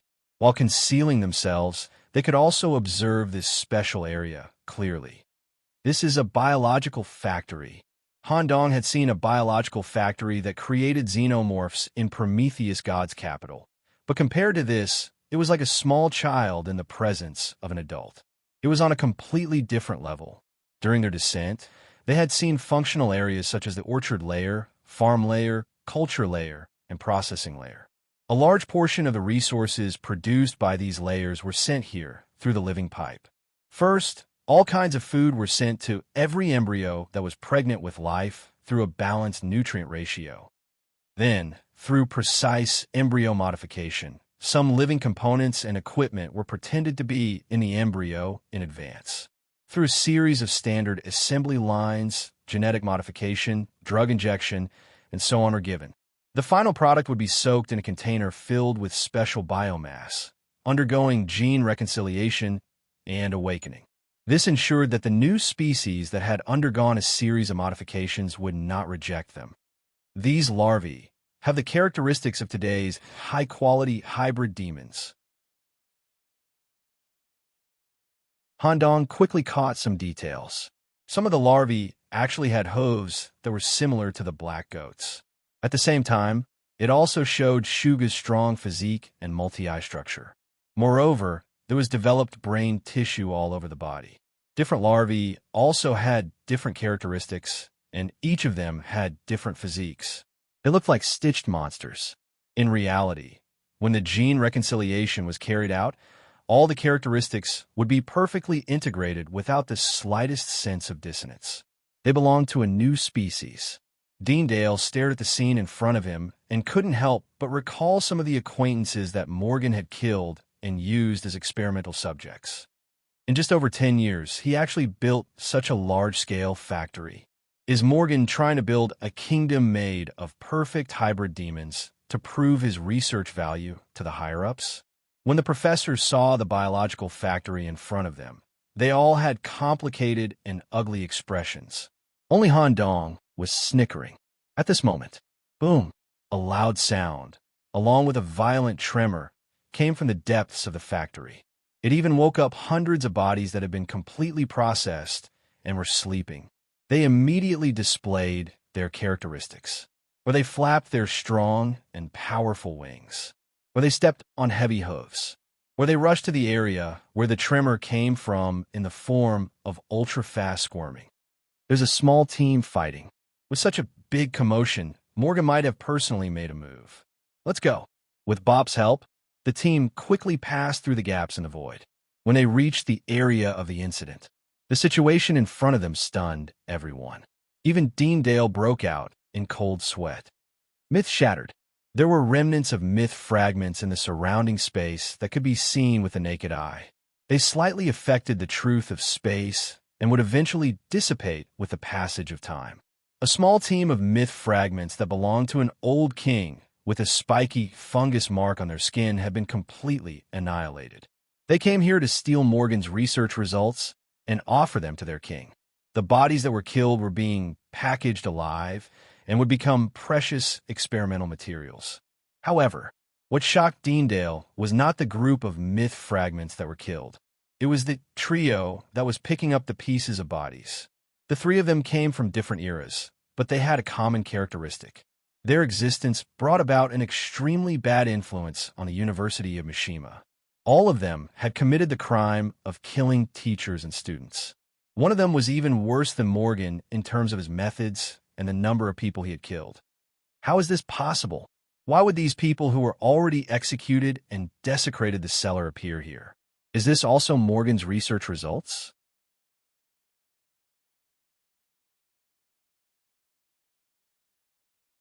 Chapter 1658. Not only did the senior professors in the team recognize these felons who were supposed to be dead, even Bop recognized them. When Bop entered the school, the three of them had already been executed for a few years or even decades. But their story was still circulating in the school. It was even adapted into a horror legend and was often mentioned. Fortunately, they hid in the void gap that Bop created in advance. Otherwise, if they rushed over directly, there would be an unavoidable conflict with the three of them. Also, Han Dong, who had just returned from Crow Mountain, saw the problem at a glance. The three powerful, mythical bodies in front of him, although they looked fine on the surface, there was a death aura that only real dead people would produce in their bodies. Han Dong quickly asked through telepathy frowny face, "These three mythical bodies are very strange. Theoretically, they should be dead, but they continue to live due to some strange energy. Bop, you seem to know something. Can you tell me more?" These three were born in Mishima University, famous criminals. Theoretically, they should have been executed. Hearing this, Han Dong did not frown or panic. Instead, he showed a happy expression. As expected, my guess was right. These three must be the corpses that disappeared with Morgan in the blasphemy cellar, right? Morgan purposely got executed in the school and was sent to the blasphemy cellar in a corpse state for the sake of obtaining the corpses of these criminals. Since Mishima University purposely preserved the corpses of the criminals, they must have done some processing. The weak were used as experimental materials, and the strong ones were treated like this, resurrected through some kind of experimental method. Bop, can you give us a brief introduction? Later, we might have a direct confrontation with these corpses. The guy with a slender body, one eye, a round mouth, and 6 slender arms that were like scissors was called Dissecting Corpse, Nigel Tagliabue. He was the corpse keeper of the Mishima University Medical School's headquarters. He was responsible for dissecting, preserving, and guarding corpses. Due to his low teaching ability, he did not get a title. However, due to his dedication and love for corpses, as well as his irreplaceable fast dissection skills, he was always a senior school worker. Until his desire for corpses led him to kill all the students in class and Associate Professor Vincent, who was teaching. It was said that Associate Professor Venusen, who had already stepped into the myth realm, had no chance to escape or call for help. All the teachers and students were buried in the classroom. Not a single person walked out of the classroom. It was rumored that this had something to do with his domain. 2. Floating in the air, the guy whose body was covered in a high-temperature liquid state. He was considered a semi-acquaintance of mine. I had heard his story when I first entered the physics school. Meet Star Lai Gifford, professor of physics at Mishima University, similar to the King Star, Vader. They were both celestial life forms. At the same time, they were also rare, pure, flesh, celestial life forms. This kind of celestial being had a relatively fiery temper.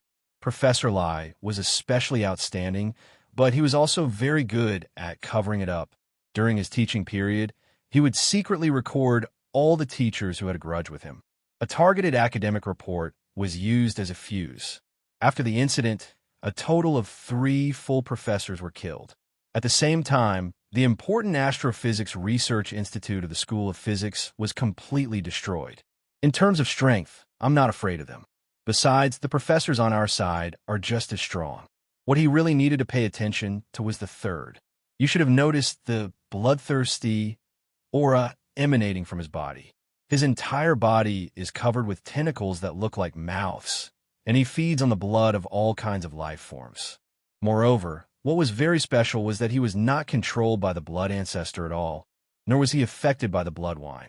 He even destroyed a mythical city under the blood ancestor in order to taste the delicious blood. In just one night, all the blood descendants in the city were sucked dry, and the blood wine stored in the city was also swept away. Red Monster Baz DeLigal, professor of chemistry at Mishima University, director of the Blood Research Institute.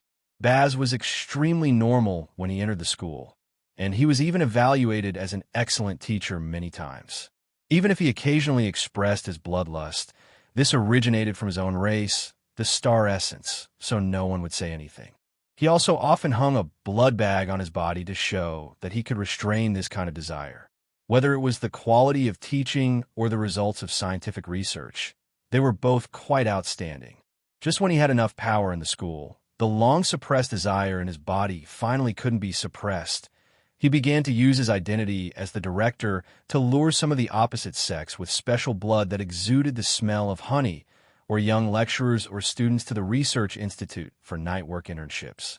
The teachers and students who were sucked dry by him, their skin and brain would be preserved, and then through special blood-filling technology, they would continue to live a seemingly normal life. When this matter was exposed, a total of 42 teachers and students had been killed. What was even more frightening was that when he was arrested, the teachers and students who were replaced by bad blood immediately caused a riot in the school. He showed his powerful strength and took advantage of the chaos to kill 2 members of the inspection team and tried to escape. Just as he was about to escape the school, the vice principal rushed over and used yellow sand to drain his blood and sealed him in the death coffin. It was also after this incident. Mishima University strengthened the audit of teachers, and at the same time, they would conduct a psychological evaluation every year to ensure that this kind of incident would not happen again. They're all strong enemies, much stronger than the mythical bodies we encountered in the London game room. Wait, there seems to be a 4th person. Han Dong vaguely saw something hiding in the corner and was about to take a closer look. A flash of green light. Oh no, we've been discovered. An evolved green eyeball was hiding in the dark, and there was even a small mouth on the surface of the eyeball. Because the situation at the scene could be easily suppressed by the 3 resurrected professors, Eugenius considered that there were other teams that had infiltrated the important factory area. So he hid in the dark and focused on peeping and observing. Currently, he, who happened to feel the sense of eye contact, immediately captured the color of the stars that filled the air.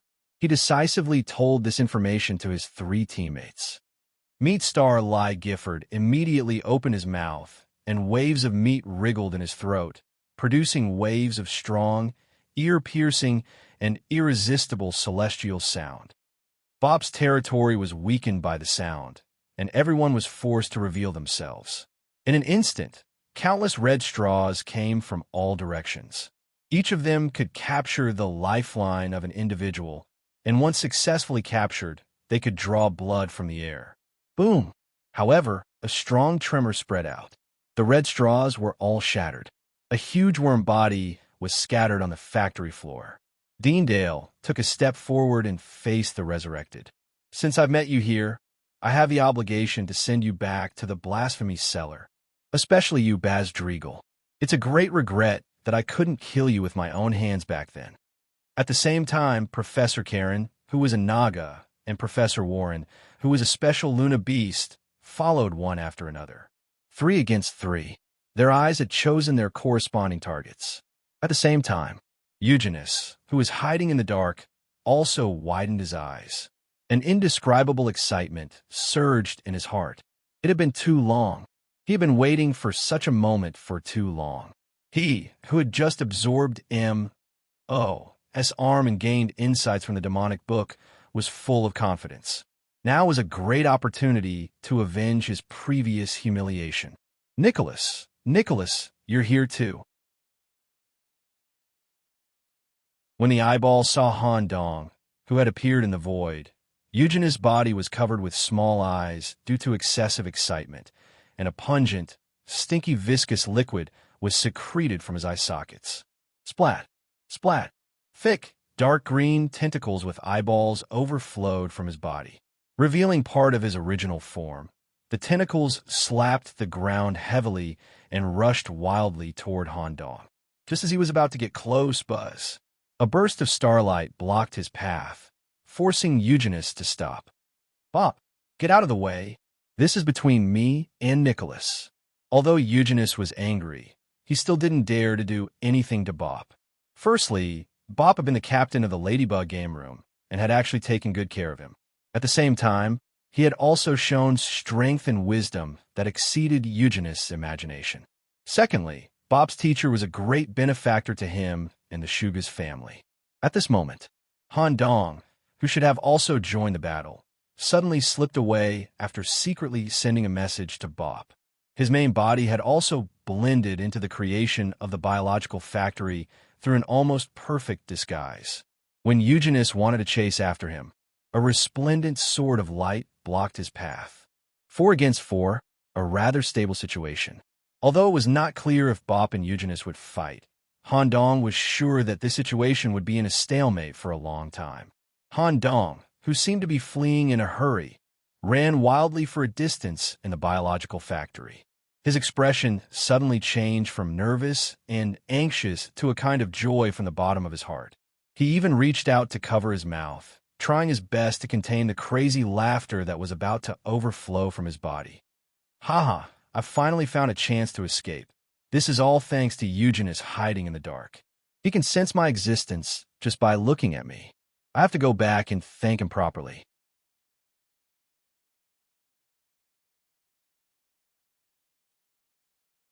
Chapter 1659. Back in the Zoxic continent, the Bone Depository. When Han Dong looked at the overall situation and saw Professor Morgan's plan and the scene of him looking for alone, he secretly made a decision. Postpone or change the cooperation plan with with Morgan as the primary target. Of course, Han Dong's primary goal was not to kill, exile, or seal, but to have a private discussion with this person. Since this matter happened to be related to the great contribution of the University of Shangmi, perhaps he could kill 2 birds with 1 stone. When he set foot on this biological planet created by Morgan and gradually understood his basic experiments, ideas, and superficial purposes, Han Dong was even more determined in his thoughts, and at the same time, he had been secretly looking for an opportunity. He was looking for an opportunity to leave the team for a long time. No matter what, he had to get in touch with Morgan alone before the professor's team. Now, the opportunity had finally come. While Han Dong was away from the team, several creations born in the biological factory had been instantly executed, and their cell essence had been extracted with a gold-inlaid syringe to analyze their essence. The analysis of this planet, combined with the extraction of the cell essence of these creatures, will be able to analyze Morgan's abilities and some superficial experimental mysteries. It's time to talk to him alone. Since Eugenius and the important resurrected are here, it means that the main laboratory should be deep in the factory. Out of his familiarity with the biological circuit layout, Han Dong walked step by step towards the depths of the factory, trying to hide as much as possible to avoid provoking other teams lurking here. It's here, deep in the factory. It was also where all kinds of nerves, roots, and circuits converged. Through the glass partition of the control panel, one could see a huge spherical chamber connected to the center of the planet. It was most likely Morgan's central laboratory. The means set up inside could effectively block all spatial means. There was only a rectangular passage made of high-density muscles connected to it. If one wanted to step into the passage, they had to go through a detailed identity verification. However, Han Dong did not disguise himself as Eugenius or the resurrected professor. Instead, he took the initiative to remove his disguise, revealing his original appearance, and reached out to the identification panel full of nerve synapses. Although the panel failed to recognize him, however, the Titan door slowly opened in a circular shape, and the only passage to the central laboratory was opened. When Han Dong crossed the passageway and stepped into the spherical laboratory filled with brains, he was shocked. A powerful wave of brain domains surged forth like a tidal wave. However, no matter how huge the waves were, the talent tree, full of smiling fruits, did not waver at all. Squeak, squeak, a disgusting squishing sound came from the top. Professor Morgan, who was skinny and had 6 arthropods and a tail, slowly squeezed out of the brain at the top of the laboratory. With the slow flapping of his wings, he landed steadily. The skull was cut off in the middle of the nose. The upper half of the head was open, allowing the colorful brain to be exposed to the air and keep the brain awake at the same time. Multiple tongues wriggled in his mouth like straws.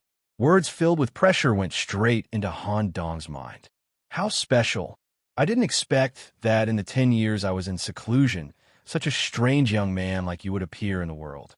Just the atavism alone was recognized by the University of Mishima's Special Forces, and you stepped into the shattered dimension and came to my planet. I heard about your deeds from Eugene. You defeated the Primordial to win the London game, and you became an associate professor at Mishima University in a short year. I was very interested in your brain, but I didn't expect you to leave the team and come to me on purpose. From your deeds, I can see that you are not an idiot. Why would you do such a thing, or are you sure that I won't kill you? Han Dong was not nervous at all when facing a king-level existence. Instead, after observing Morgan's condition, he said happily, "As expected, Professor Morgan attacked me in the bone vault because of the side effects of his weak body and the lack of brain matter. Since we can talk normally now, this is the best situation. I only have one purpose for coming here in private. I hope to discuss some biology with Professor Morgan, especially the academic problems of species modification. Unfortunately, I am also quite knowledgeable in this field. Actually, when I first met you in the bone vault, I already had this thought, but unfortunately, you were not suitable for conversation at that time. If possible, I am even willing to help you quickly achieve planet integration." As he spoke, Han Dong showed a detailed planet deconstruction map, drawn in his head to the other party through the use of tentacles. At the same time, it was also accompanied by the optimization plan of the biological factory, and part of the analysis text of the creation. Morgan quickly scanned these things in front of him, and the tentacles on the surface of his brain flickered slightly. Although his expression did not change much, he was surprised that the other party could analyze so much information in such a short time. Obviously, this young man was very accomplished in the field of biology. "You want to have an academic exchange with me?" "Yes." Considering the time, in order to let Professor Morgan understand me more quickly, I suggest a direct competition. This should save a lot of time. "Oh, you want to challenge me directly as an atavism?" "I heard that you once defeated an enemy mythical body in the London game room. I would like to see it." Han Dong quickly waved his hand. "Professor Morgan, you misunderstand. You are the existence that defeated M.O. in the Bone Vault. No matter how arrogant I am, it is impossible for me to challenge you after witnessing the Bone Vault incident. Such a suicidal act is meaningless. I am referring to the biological level of competition. To tell you the truth, I'm also very interested in biological transformation and cultivation. I have also cultivated a hybrid demon creation that I think is good in private." These words immediately aroused Morgan's interest. After all, the reason why he was so crazy came from his dedication to biological research. In order to understand the creation of the ancient people in ancient times, Shugas, he had lived in the Antarctic meat mountain for several months and studied the origin and characteristics of Shugas day and night. Now, a young man who claimed to have also created a brand new creation came to him and challenged him. He was quite tempted. "You mean, you want to use your creation to challenge the perfect creature I created?" "Yes, that's what I mean. This way, Professor Morgan can more intuitively understand what kind of person I am, and at the same time, understand the research work I have undertaken." "Then what is the price?" "If I lose, I am at your disposal. Whether you want to eat my brain or the brain of the special Migo in my body, it is okay. If I win, I only hope that Professor Morgan can establish a basic trust relationship. I have some very interesting things to talk to you about." "Okay." Smack! Morgan slapped the surface of the brain heavily, causing the entire laboratory to be mentally shaken. The domain was unfolded. A kind of brainwave that could change reality spread out and constructed a completely closed and transparent beast fighting area. Then let's each choose a mature body to compete with. The basic growth of the mature body has been completed, but it has not yet developed the acquired ability, nor has it been unable to touch the door of truth. It can most objectively express the basic characteristics of the creation. Well, a very suitable choice.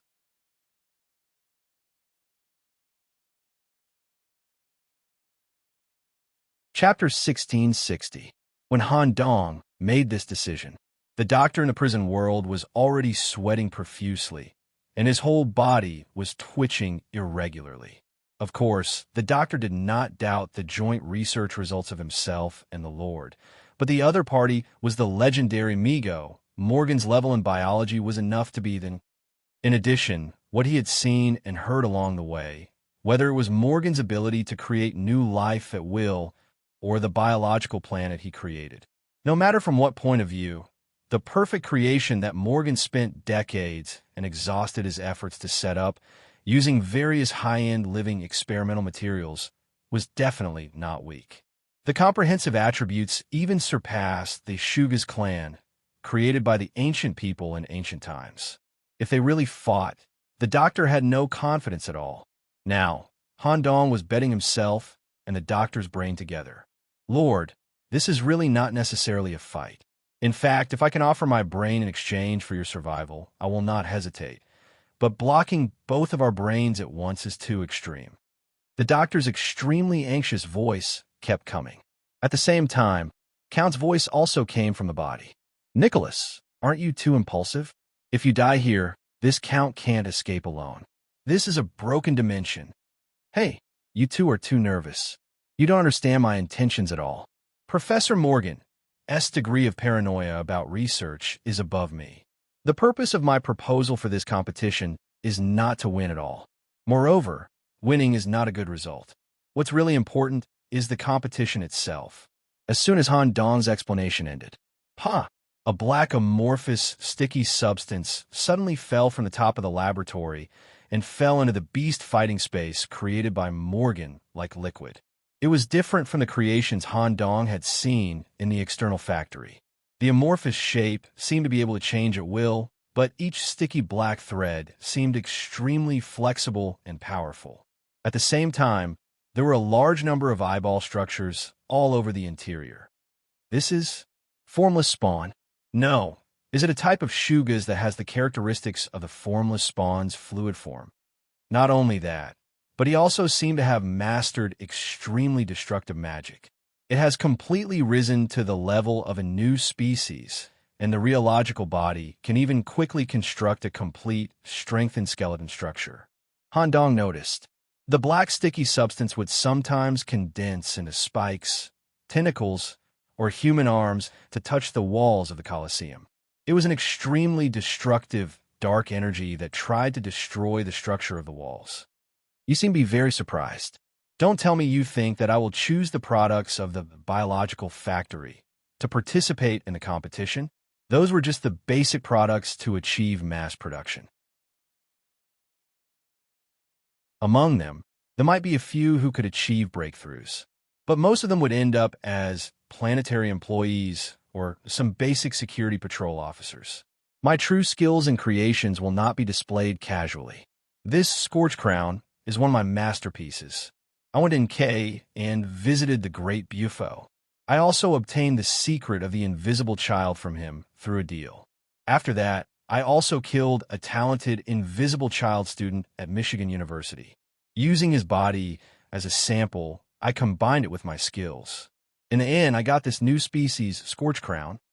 Because the production process is quite complicated, if I can get some ancient relics, I may be able to achieve mass production.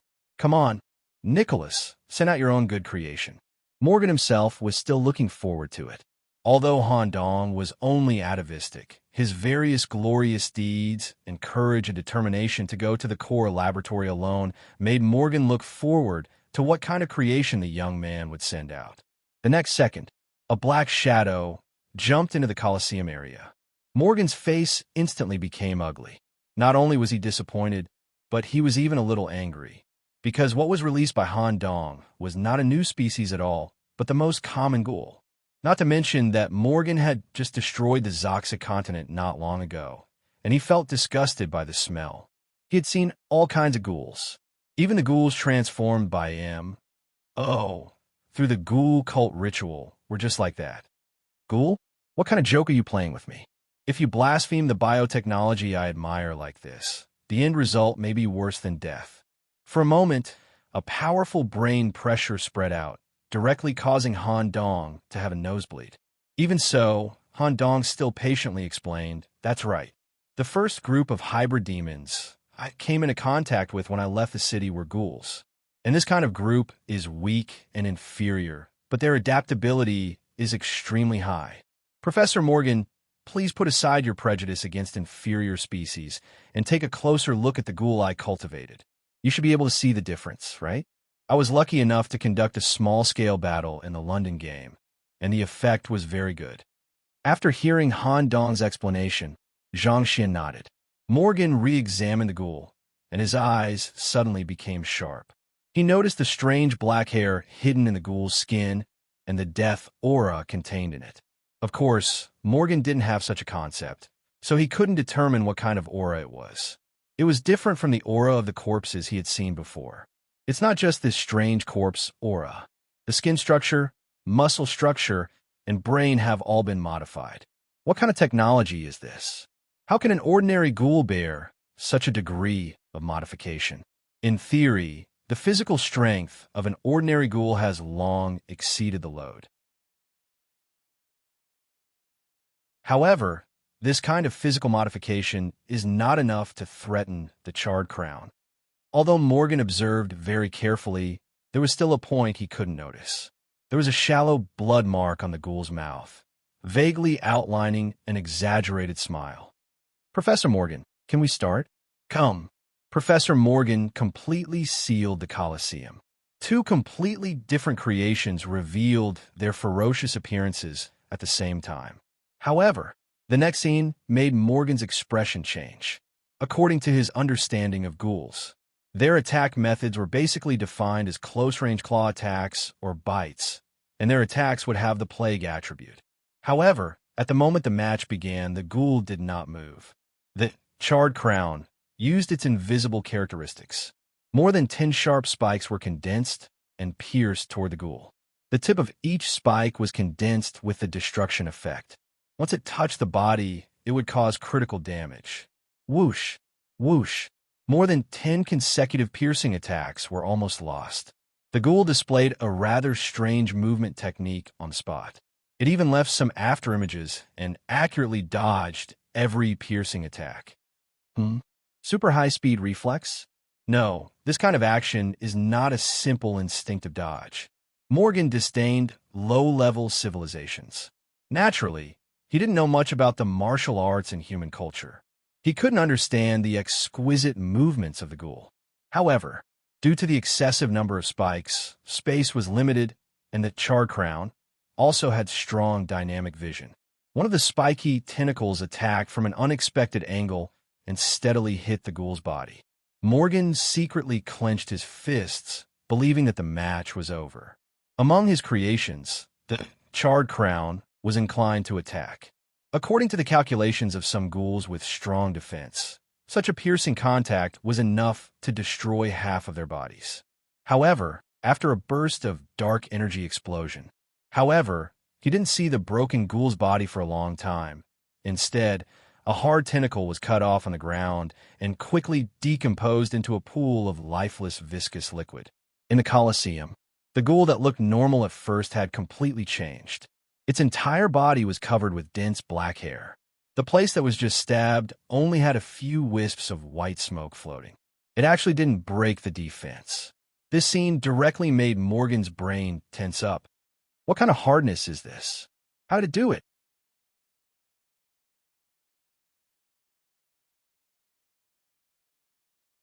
Chapter 1661.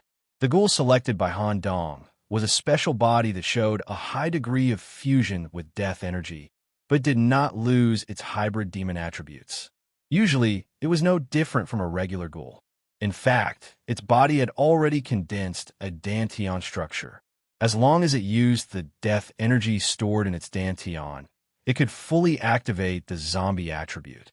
The black hair hidden in the hair follicles would also spread all over its body, obtaining the zombie's copper skin and iron bones characteristic.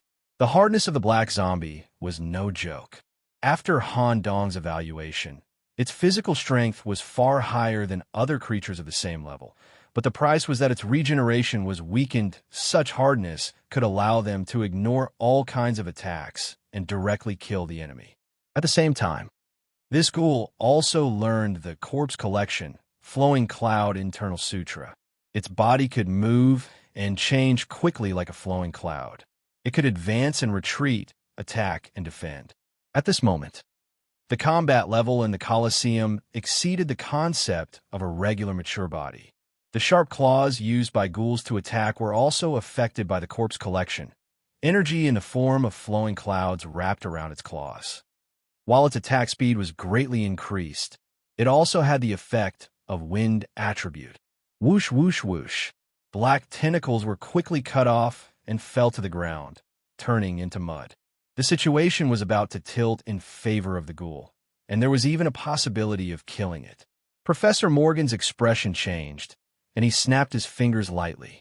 The snap of his fingers seemed to trigger a switch. The charred crown, which was originally amorphous and constantly condensed spiky tentacles to attack, began to focus on the change of its body structure and was quickly transforming into a certain fixed form. The semi-fluid black mucus condensed into muscle threads, or condensed into bone black dots, constructing high-density black bones. A perfect blueprint that was imprinted in the genes quickly constructed a pure black perfect schooners. If Eugene was here, he would definitely be amazed by the perfection of the schooners. Not only that, the eyeballs hidden in its body also covered its entire body, providing different dynamic perspectives. As for the invisible sun attribute in its body, it was all used for attack structures. All kinds of weapon tentacles were condensed all over its body. The second half was in the shape of a tentacle, while the first half turned into a giant blade, a spiked heavy hammer, or a biological electric saw. Ding! An unusually heavy knocking sound came from the Colosseum. The ghoul was unable to adapt to the sudden change, and its movement technique was accurately captured by the other party's eyeballs, a heavy hammer, directly headshot. When the sound echoed out, the ghoul's body was heavily slammed into the ground, and a dent appeared in its skull. When he landed on the ground, all kinds of terrifying tentacles immediately attacked from all directions, bombarding the surface of the black-haired corpse. No matter how hard, under the continuous bombardment of such brute force and destructive attributes, even an iron wall would be torn apart. Ding, ding, ding, along with the heavy sound of hammering. A large number of cracks of varying lengths appeared on the surface of the zombie's black skin. There were even streams of black blood flowing out. It was obvious that the zombie's defense was about to reach its limit. Crack! A completely different shattering sound was heard. The already broken ghoul was cut into two by the giant blade. Then, the lower half of his body was completely crushed, scattering into pieces that were constantly emitting black smoke. It seemed like the outcome of the battle had been decided. Next, all he needed to do was smash the ghoul's almost broken upper body into pieces. Just then, a strange smile appeared on the ghoul's face. The blood that came out of his mouth had already dyed the edges of his mouth black, outlining an exaggerated smile. Boom! When the heavy hammer fell, only a dent was left on the ground. In that second, the remaining upper body of the ghoul suddenly rose up at an extremely fast speed, dodging the blow. A body that was burning with black flames and was about to collapse closed in on the other party at an unimaginable speed. Because his dantian was perfectly preserved. When the ghoul was forced to the brink of death, the crazed laughter factor in his brain took the opportunity. It madly stimulated him to obtain victory at all costs. He directly burned the death aura in his dantian. He burst out with 3 times his previous speed. Using the gap between the Charred Crown's attacks, he surpassed his dynamic vision and nerve reaction. Whoosh! Their bodies were tightly pressed together. Without any hesitation, he used self-destruct. Boom!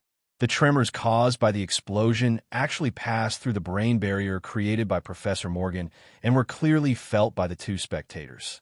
When the smoke and dust from the explosion in the Colosseum dissipated, about 23% of the Charred Crown's body had been directly vaporized. There was still a trace of vitality left. He originally wanted to use his transformation ability to shrink into an egg to slowly nurture his vitality. Sizzle! The corpse oil on the surface of the wound was highly corrosive. During the process of charred crown returning to its egg, its structure collapsed and its vitality dissipated. It turned into a puddle of stinky, sticky black water. The match ended. It ended with the death of both parties' creations, a draw. Han Dong quickly covered his mouth to suppress the crazed laughter that kept surging up. That's right. This was the result he wanted the most. A draw like this would not embarrass Professor Morgan, and it would also save Han Dong from being killed. Most importantly, this would give Han Dong a reasonable, safe, and equal way to communicate. In this way, Professor Morgan should understand the research I'm currently doing, right? Currently, Professor Morgan was still in a state where his brain was surging and it was difficult to calm down. The brain that clustered around his skull was crazily squirming with excitement, and it even emitted 10 times the usual light. Your technology doesn't come from our world. That's right. My transformation of the ghouls not only targeted the attributes of the hybrid demons, but also took materials from the outside world. Professor Morgan should know that I was born as a human, and I mainly used the fate system. The attributes that the ghoul just displayed came from the fate realm. Different planes can achieve technology interoperability? How is that possible? Isn't our world and the fate realm in a hostile state? Technology interoperability can be achieved, but a certain price has to be paid to transfer the technology. But I can easily bear this price. I have already established a sufficient network in the fate realm, and at the same time, I have my own node world. If Professor Morgan doesn't mind, I can help you accelerate the integration of the planet, and at the same time I can tell you about the fate realm and the Black Tower. I believe you'll be very interested. Maybe the biological technology over there can play an auxiliary role in your current research, or even have a breakthrough effect. Moreover, our world is re-establishing contact with the other side. Soon, there'll be a big event that will affect the entire universe. Good. Hurry up and tell me. All the evil deeds that Morgan had done, all the crimes that he had shouldered, were all for the sake of research. Now, a young man with a whole new system of knowledge, and through actual combat, how could he not be moved? On the other hand, Han Dong also understood that Morgan was a madman who was willing to give everything to science, so he dared to come to the core laboratory alone. This was also the plan that Han Dong had thought of in the Zoxic continent. If it was successful, it would greatly affect the rotation of the world's gears. Just like that. No matter how fierce the battle outside was, Han Dong and Professor Morgan only cared about the academic discussion in the core laboratory. The discussion was mainly focused on Han Dong's lectures. He gave a 10 times condensed explanation of his new public lecture at the University of Mishima. With Morgan's brain, he could definitely keep up with the speed of the explanation. When this legendary Migo accepted the concept of the Black Tower, the multiverse, and the interoperability of technology, a new desire for research was occupying the high ground of thinking.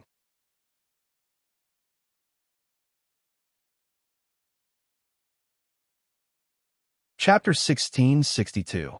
Biological Factory, as expected of the criminal who once shook the world. He was perfectly resurrected and had the advantage of the venue. He fought against the team of professors sent by Mishima University and maintained a 50-50 situation. Even the professor of ancient languages, Luna Beast Warren, who was not good at fighting face-to-face, was suppressed by the opponent. In addition, there was a special battle taking place in an independent space that no one knew about. It was a temporary space created by Bob. The battle inside had just stopped. Eugenus was forced to transform into his human form. His hands behind his back were tightly restrained by chains made of starlight. Eugenus, compared to the time when you were in the Ladybug game, you have improved a lot. No wonder you were willing to take such a big risk to follow Morgan here. Your brain is also quite good. In terms of intelligence, you can be ranked at the top of the origin substance. You should know what kind of person Morgan is and what kind of situation he is in. If you are together with him, once you are convicted together, your Shuga's clan will be destroyed. Even the lightest punishment will deprive you of the freedom you just obtained. The entire clan will be confined to the Antarctic Circle again. A superior clan will even be sent to supervise you and return to the state of slavery in ancient times. That's right, Bob. I know very well what I am doing. Indeed, I am risking the future of the entire clan.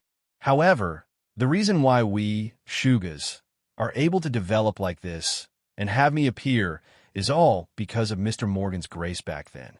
When Bob heard this, he recalled that Morgan had once gone to the Antarctic for a long period of time when he was teaching at Mishima University. Comparing the time, it indeed matched the rise of the Shugas clan. Starlight flashed in Bop's eyes. Only then did Bop realize the existence of this relationship. Eugenius, I will give you a choice. For the rest of the time, you can either stay here obediently or be bound by my starlight chains and follow behind me. After we finish the matter here and return to Mishima University, I will explain to the higher-ups that you were forced to come here because of Morgan's threat and mind control. Also, you did not do anything threatening to us. This way, you should be able to get away with it. When Eugenius heard this, his eyes immediately glowed green. At the same time, several tentacles floated. Then I will leave it to you, Captain Bop. Eugenius had already received benefits. What he needed now was a chance to get away with it. What bullsh asterisk T benefactor? That was just an excuse Eugenius used to get close to him. The reason why he followed Morgan and risked his life to come here was because of Eugenius. It was because, according to Eugenius' assessment, his own interests outweighed the risks of the incident, just as the two of them reached an agreement. An intense tremor that far exceeded the ripples of the battle engulfed the temporary space created by Bop. He could even feel a clear sense of spatial compression. The current space was rapidly compressing. Yes, what's going on? Why is the space outside shrinking so quickly? He wanted to leave Eugenius here, but now it seemed that he could only evacuate together. Eugene, if you go outside, you must follow me all the way. If you help Morgan again and the professors see it, my words might not be effective. Don't worry, I'll be very honest. I'm tired from the journey, and I'm looking for a chance to rest. If necessary, I will help you in turn. Before the temporary space was about to be crushed, the two returned to the biological factory outside at the same time. Eugenius, who had planned on being a bystander the entire time, was stunned when he saw the scene outside. What's going on? Why was the planet integration completed ahead of time? According to Morgan's current progress, he would need another 8 hours. Bop, it's not too late to leave now. If we wait until the planet is integrated and we sail into the depths of the shattered dimension, we won't be able to escape back to the real world with our own abilities. By then, the situation will favor Morgan. Eugenius was completely stunned. He had never thought of following Morgan to the depths from the beginning. He had wanted to find an excuse to leave in advance before the planet was integrated. How can we escape? The three professors are still fighting hard. You don't think I'll abandon the entire team, do you, Eugenius? Then hurry up and kill them. Due to the urgency of time, the biological factory was folding and compressing at a speed visible to the naked eye. A powerful domain spread out from Eugenius' body. Everywhere it went, it turned into a disgusting structure similar to a mountain of flesh, emitting a strong stench. Dense, corpse-eating mouths grew out from the black flesh, constantly gnawing at the surrounding space. The enemies that were swallowed, after being digested by the flesh mountain domain, would derive all kinds of strange egg structures, hatching delicious raw meat for Eugenius to replenish energy and regenerate limbs.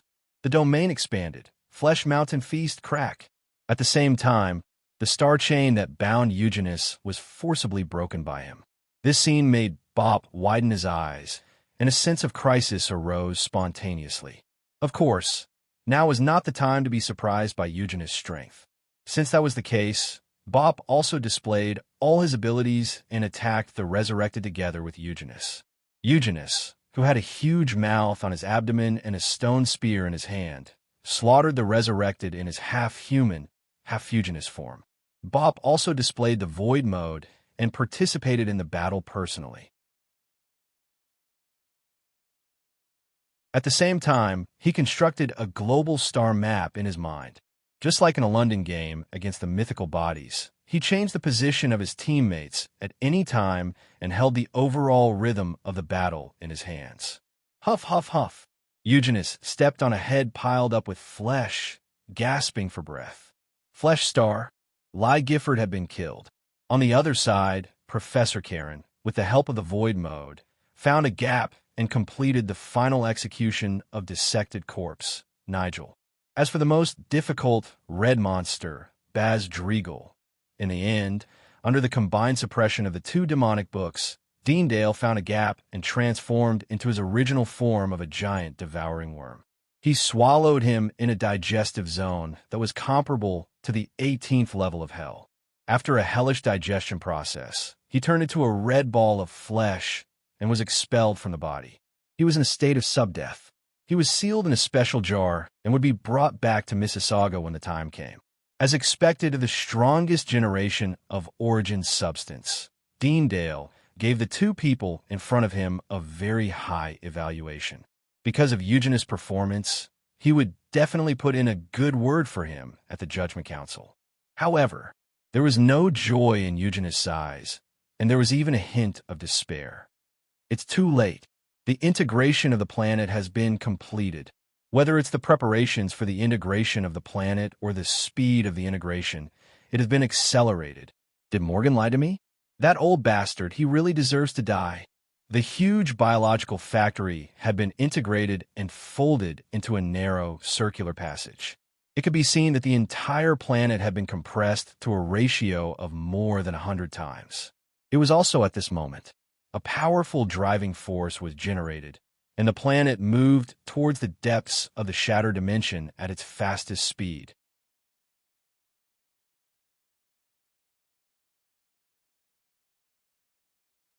Chapter 1663. Everything was brought forward. It was not that Morgan deliberately said the time was late to deceive Eugenius.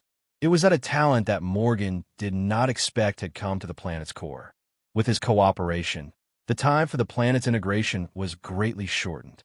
In fact, in just over an hour of conversation, Morgan had opened a door to a new world that he had not seen for a long time.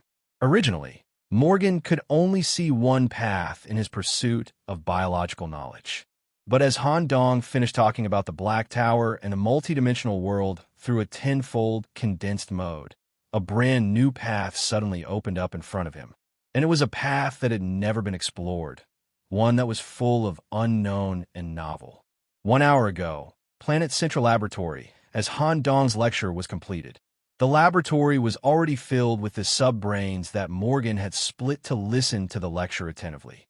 Even according to Han Dong's description, through the brain tentacles, he had constructed an extremely complicated thumbnail map of the Black Tower and the multidimensional world.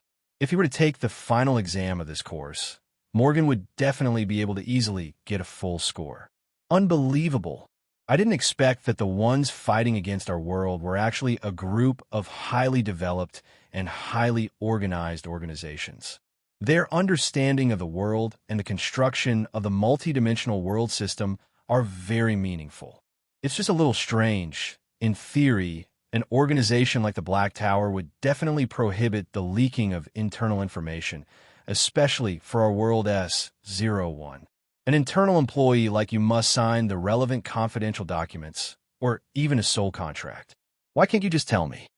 If it was before, even a year ago, just as Professor Morgan said, I can't leak any information.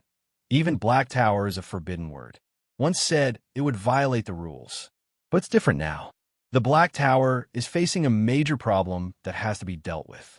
This problem will directly affect the stability of the entire Black Tower and all related worlds. They want to seek our cooperation, and I am the middleman. I have already applied to the Black Tower, and they have allowed me to disclose basic information. To tell you the truth, now is a great opportunity to build a good relationship with the Black Tower. If Professor Morgan wants to obtain biological knowledge of the infinite worlds, now is the best opportunity. Even if you're an hybrid demon, you will be accepted by them. Han Dong threw out another bait. Morgan could also confirm that Han Dong was not lying through his brain. Oh, you mean, if I'm willing, you can recommend me to establish a stable relationship with the Black Tower, allowing me to travel to thousands of worlds and absorb different biological resources and knowledge to perfect my research? That's right. As long as Professor Morgan is willing, I can do it. Then what is the price? Nicholas, you won't let me take advantage of you for nothing, right? The right time, the right place, and the right people, everything was going according to plan. Since Morgan had taken the initiative to ask this question, Han Dong did not continue to dig deeper or continue to beat around the bush. Let's make a deal. Professor Morgan, I'll use an extremely important item in my hands, as well as the matter of recommending you to the Black Tower in exchange for something in your hands. After saying that, Han Dong took out a special item from his mind and held it in his palm. When the 5 fingers slowly spread out, a bright light that contained the power of the world floated up. Morgan was shocked. It was as if he could feel a world from Han Dong's palm. Although it was far inferior to World S01, it was an independent world with an independent system of laws. Whether it was the scale, complexity, or the level of the system, it was far superior to the biological planet he currently had. This is a world node, created using the Black Tower's technology. It corresponds to the Destiny world that I spent a huge amount of time and effort, risking my life to obtain, Prometheus. I want to use this world as a bargaining chip. I'll also recommend you to the Black Tower as the holder of this world's node. At the same time, I'll also provide you with a fixed amount of research funds, Black Tower points, every month, in exchange for a certain item in Professor Morgan's hands. Of course, I'll need to keep 20% of the world's shares to ensure that I can always contact Mr. Morgan. This way, although Mr. Morgan is a hybrid demon, because he has the world node, he won't be rejected by the Black Tower and other worlds. You can transform Prometheus into a world laboratory. Then, through the convenience of the Black Tower, you can travel to different worlds to collect biological materials and conduct research on countless creatures. What do you think? Due to the previous series of foreshadowing, the Ghoul Battle, the Black Tower, and the Multiverse Lectures, plus Han Dong's rather exaggerated description, when such a bargaining chip was thrown out, Morgan was almost in a state where he couldn't refuse, and there was a hidden benefit in these conditions. As long as he could go to the Black Tower, he would completely escape the pursuit of the hybrid demons and be able to completely focus on biological research. What do you want? Han Dong tried his best to suppress the crazy emotions in his body, gently stroking the soft wall of the central laboratory, and smiled in response. I want this biological planet. If possible, I hope that Professor Morgan will give me some related research results. I will respect the research results of the senior very much, and continue to develop on the basis of this planet. At this moment, the central laboratory fell into silence. The brains all over the place stopped squirming and pondered at the same time. Han Dong was also quite nervous, although he was 95% sure that he could negotiate this deal, but there was still some uncertainty. If something were to happen, he might die here. This kind of dead silence lasted for a full 5 minutes. Squeak, squeak, the brains all over the laboratory once again focused on Morgan's skull. The skinny and wrinkled arm slowly reached out and gently rested on Han Dong's shoulder. Waves of whispers went straight to his brain. I agree to this deal. However, I have an additional condition. My research in World S01 has not been completed. Since we are already in a broken dimension, it is better to finish the rest of the journey. Help me integrate the planet and go to the depths together to obtain the relics of ancient times. I agree to this deal. As for the related research results, I can also consider sharing them with you. Han Dong was not dissatisfied with the additional conditions at all. As a researcher, he also wanted to obtain a complete planet and complete research results. Besides, Han Dong also wanted to go to the depths and see the relics of ancient times. Great. I also want to go to the depths to take a look. Then, Morgan personally imparted knowledge about the planet, especially the implementation of the planet's integration. At the same time, he also gave a part of the authority to take over the planet. As the faceless skull was connected to the central control port of the planet, The integration process was quickly optimized. With the cooperation of the two, the integration process was shortened by a full 8 hours. Morgan was also amazed at the young man's ability to accept new knowledge. Unknowingly, he had already recognized Han Dong as a researcher of the same level.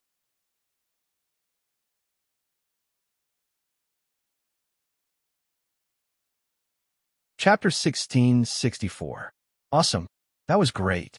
The design of this planet has exceeded my understanding of biological structures. Morgan can actually use cell membrane permeability and cell gap to achieve ultra-efficient biological folding. But more importantly, the technology in Morgan's hands. Even if this technology is related to the Migo race, and I can't directly inherit it as a human, I can let the doctor replace me as the successor. Once Morgan is isolated from the Black Tower world, and I master this biological creation and repair technology, the world's gears will also turn because of me. At the same time, Prometheus has reached the limit of a middle-level world.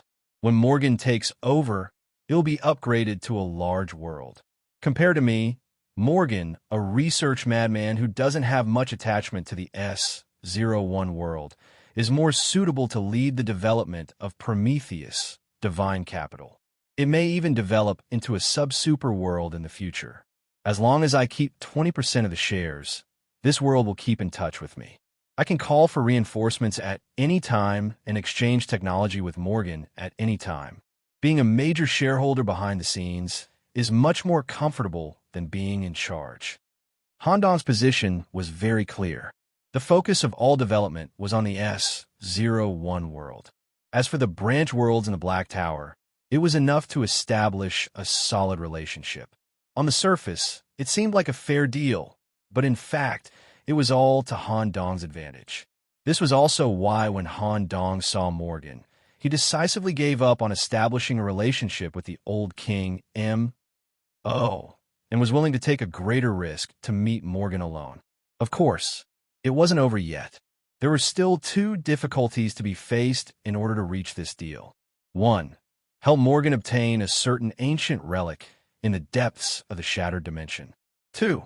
Safely send Morgan to the Destiny space. There were still variables in these two matters, and Han Dong could only hope that he was lucky and didn't cause too much trouble.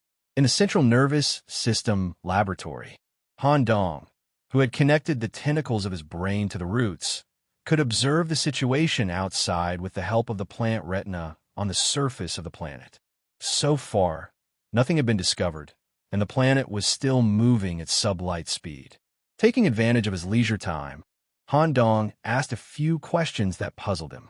Professor Morgan, before I came here, I had some understanding of your research based on some external information.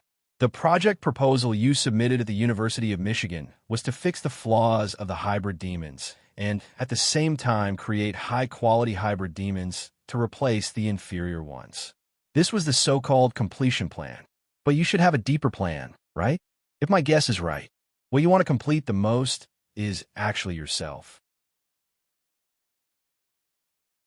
The legendary Migo possessed a supreme brain that surpassed all technological races. However, there was a flaw in his physical body, and it was no ordinary flaw. The slightest lack of energy would lead to loss of control, making it difficult to control one's emotions. It was precisely this flaw and your obsession with research that caused you to accidentally kill people you shouldn't have. The individuals you killed might even include your friends. When I first met you, I saw this flaw. After receiving information about you from Misha University, Chai came to this conclusion. Because I know that scientists who are immersed in scientific research can't be that bad, unless they have flaws themselves. He listened to Han Dong's questions and speculations. A rare smile appeared on Morgan's face. I'm really curious. Did you really rise in the past 10 years? Your cells also look quite young. It's hard to imagine that a young man like you can understand to this extent. That's right. The one who needs to be completed the most is me. My physical body is quite weak, but my spirit is full of flaws. When I was born in Amigo Nest, I was detected to be born with a physical flaw and was almost treated as food. But in the end, I survived. If it wasn't for the flaw, I would have already obtained the throne that should have belonged to me. Perhaps some of the people who supported me wouldn't have died. Han Dong hurriedly added, "That's right. Professor Morgan, your plan has been going smoothly. Self-completion should have reached the final step, right? The final key is hidden in the depths of the shattered dimension. That's right. I need an ancient relic called atomic fungus as a catalyst for completion.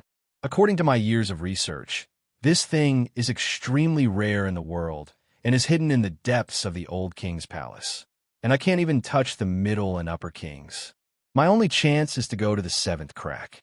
This crack once completely swallowed the important planet of the Migos in ancient times, Yogs. There is an atomic fungus hidden in the temple of this planet. According to the special building materials used in the temple and the ancient seal set up by the Migo elders, it should be able to maintain integrity in the shattered dimension. Okay, I'll help. Also, I have a suggestion. Since the integration of the planet has been completed and we have reached an irreversible depth of danger, why don't we call in a few more helpers? The planet was integrated, although the biological factory was compressed into a circular passage. But according to the information provided by Eugenius and the exploration ability of the professors, they finally found the hidden muscle door that led to this central laboratory. I don't recommend directly destroying it. If the central laboratory is damaged, the planet will not be able to return, and we will be trapped in the depths of the dimension forever. How about this? Let me talk to Morgan. Eugenius could only do this. Now, he just wanted to return to his original world, stay in a mountain of flesh, and have a good sleep. When he thought of the planet constantly moving into the depths, he felt goosebumps all over his body. No matter what, he had to survive. However, just as Eugenius thought of what to say and wanted to continue gaining Morgan's trust, creak, creak, creak, the muscle passage leading to the central laboratory opened by itself. At the same time, the sea of flowers also quickly spread out, and the brain flowers instantly crowded the external passage, sensing everything in the outside passage. Even if the professors hid in advance, it was completely useless.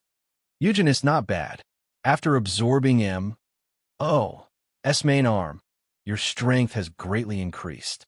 You actually helped an outsider and quickly killed my puppets. Don't be afraid. I already guessed that you would do this. After all, I've been in Antarctica for so many years, and I'm very clear about the evil nature of your Shuga's family. This sentence scared Eugenius into sweating profusely, and he quickly retreated to look for Bob's location. When Morgan completely walked out of the passage, the professor's team looked troubled, and none of them made a move. Because Morgan didn't leave the laboratory alone, there was a transparent container hanging on his back. In the container, the naked Han Dong was curled up in a coma. He was wearing a breathing apparatus similar to a facehugger on his face. We will soon arrive at Yogs, which is scattered in the depths of the dimension. If the professors are willing to do me a favor, I'm also willing to take you back to your original world for free. As for the grudges between us, we can slowly resolve them after we leave here.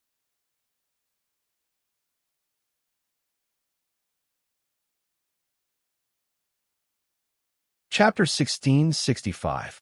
The offer from Morgan could not be rejected, and it was impossible to reject. The purpose of the professor team was to suppress and seal Traitor Morgan and bring him back to the University of Mishima for a new trial.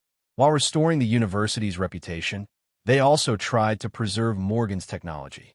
Now, because the planet carried everyone to the depths of the dimension, Morgan was the only one who could control the planet. All the plans could not be carried out.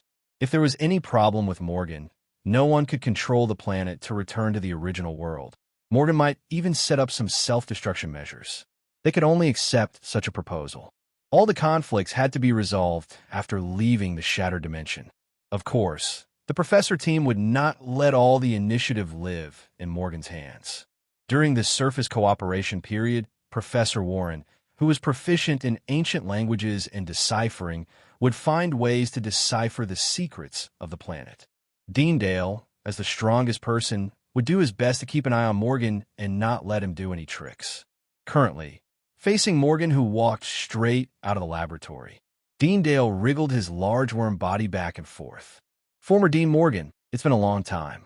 I didn't expect to work with you again. I remember the last time we worked together, it was also to deal with an important matter involving great contributions. Unfortunately, the final target was killed by you. Not only did we not get the reward, but we also received a warning from the university. There's no need to talk about the past, right? It's better to focus on the matter at hand. The sooner I get what I want, the sooner we can leave here. What do you want? I need at least 20 complete remains of ancient Migo. The ancient stone tablet that recorded the brain technology also needs to be complete, at least 10 pieces. There are also various preserved instruments and equipment. I believe that with your eyes, you can distinguish the valuable ones that are useful to me. Also, if you see a well-preserved brain in a vat, please bring as many as you can. It was important to note. Morgan's current request to the professor team was completely different from the only request he made to Han Dong, atomic fungus. These were all secondary needs and were not essential to Morgan. If he could get it, it would be adding additional equipment to the biological planet. The final beneficiary would be Han Dong. Morgan had only told Han Dong about the atomic fungus. When he heard such a request, Professor Dale frowned. Do you think this is a wholesale market? Instead of looking for a demand like yours, why don't you just pack up the Lost Yogs planet and take it with you? Morgan dug her nails into her head. If we can really drag the entire planet Yogas out of the plane crack, that would be great. Unfortunately, there should still be a group of people waiting outside who want to kill me. We have to complete the transfer of resources from the inside. Anyway, I'll leave this matter to you. Once I get enough supplies, I will return immediately. As for the other teams lurking on my planet, if you meet them, please take me along and explain to them so that they can join the search for supplies. All grudges can be settled outside. They should be here soon. Please wait a little longer. After saying all this, Morgan turned around and walked back to the central laboratory. Wait, Nicholas, what's the situation now? Even though he had no idea how Han Dong was captured, as a member of the team and an important associate professor at the University of Mishima, Dell had to do something about it. A sinister smile appeared on Morgan's face when he heard this. This young man is very interesting. I have to study him carefully. Don't worry. In order to maintain the vitality of the material, we won't harm his life for now. I was wondering why you brought an atavistic physique into the team. So this kid is also a creature. Before I caught him, this guy actually disguised himself as a creature in the factory and secretly deciphered the secrets of my planet. I didn't expect him to actually learn some secrets. Very interesting. Unfortunately, he's not strong enough. Otherwise, he would be a big problem. While looking at Han Dong, who was trapped in the container, his condition unknown, Bob wanted to use the void technique a few times. He wanted to cut off the container on Morgan's back.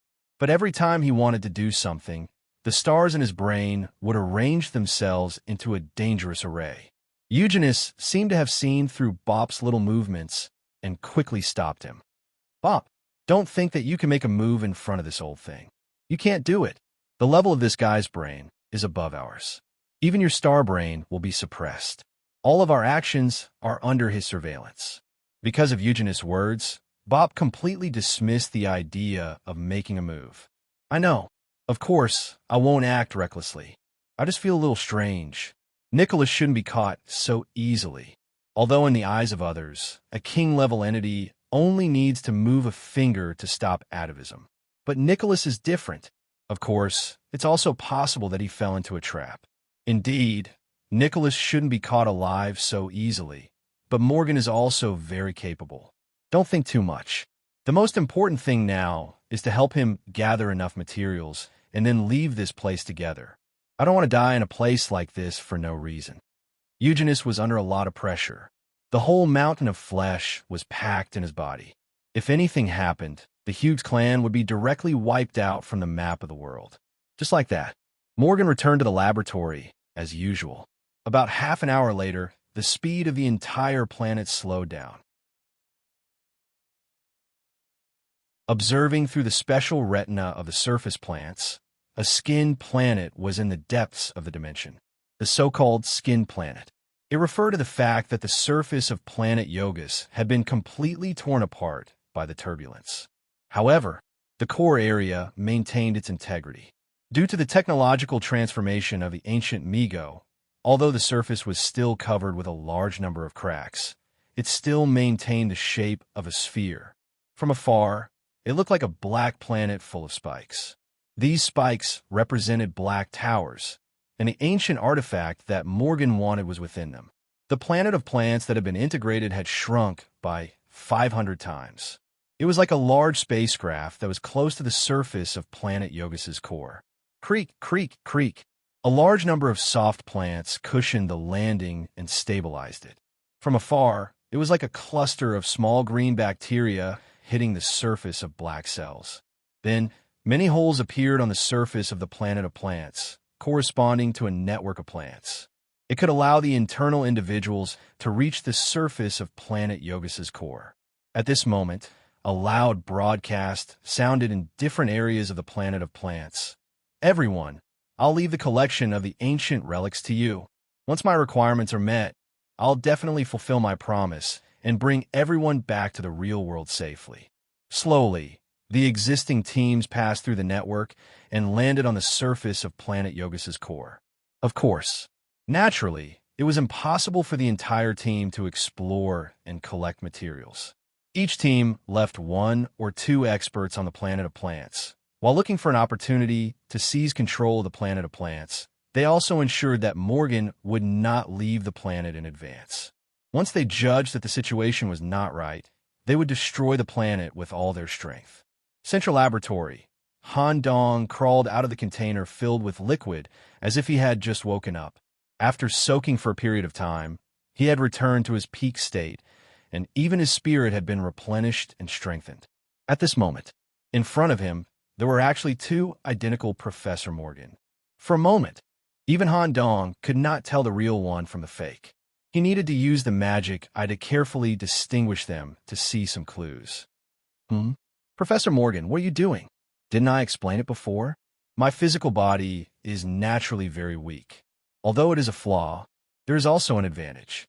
For example, I can easily replicate an almost identical physical body and then divide a part of my brain to achieve a perfect clone. These guys won't help me find things obediently.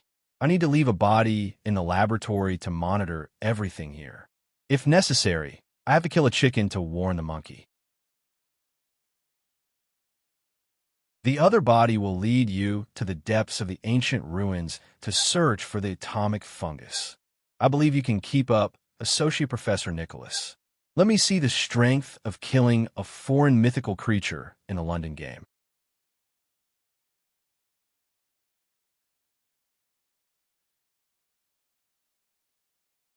Chapter 1666. The peeled yogs was exactly what Morgan wanted to see. In fact, during the design of the plant planet, to a large extent, it also referred to the planetary architecture passed down by the Migo race. The surface was mostly used for animal husbandry, breeding, or agriculture. At the same time, a large number of reconnaissance spies were set up on the surface. The real core was built in the inner core of the planet. Since the surface of Yogs had been peeled off, the journey deep into the planet could be directly saved. Currently, the plant planet was like a parasitic fungus, completely sticking to the surface of Yogs. There was also a drill-shaped root that was drilling into the core of the planet. When it reached a sufficient depth, the end of the root slowly opened up a soft opening. Walla walla, a large amount of lubricating liquid gushed out, carrying 2 individuals covered in mucus out of the body. It was one of Han Dong and Morgan's perfect clones. This perfect clone that came to explore contained about 35% of the main body's main brain. Naturally, it could not unleash the terrifying strength that defeated him in the bone vault, but it was at least equivalent to a perfect mythical body. After all, it was impossible for such a planet that had been lost in the depths of the dimension for thousands of years to have any remnants of life. Even if a powerful Migo survived through some kind of technology without energy and nutrition, it would definitely be in a deep dormant state.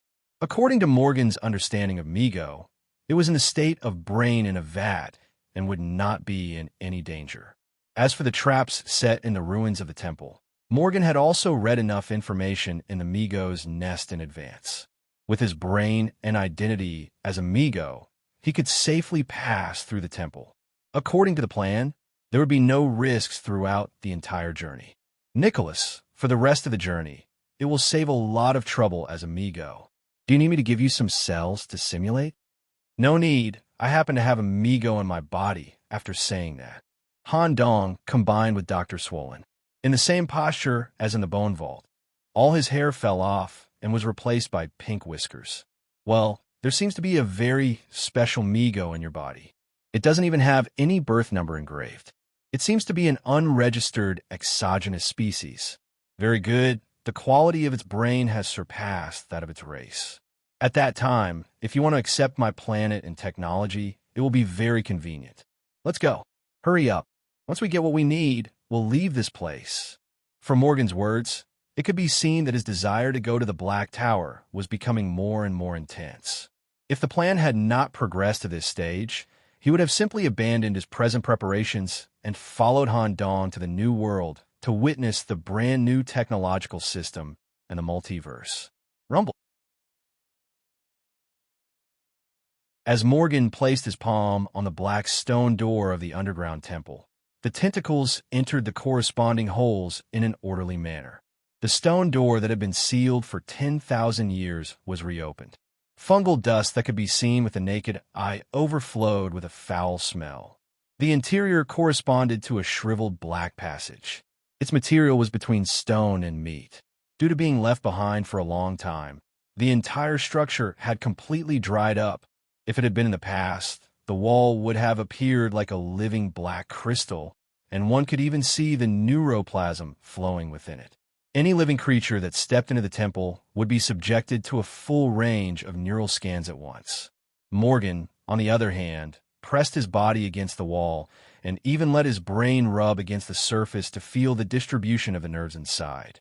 This kind of ancient civilization is really developed. If Yogis could be preserved, the development of our Migo race would be far more than what it is now.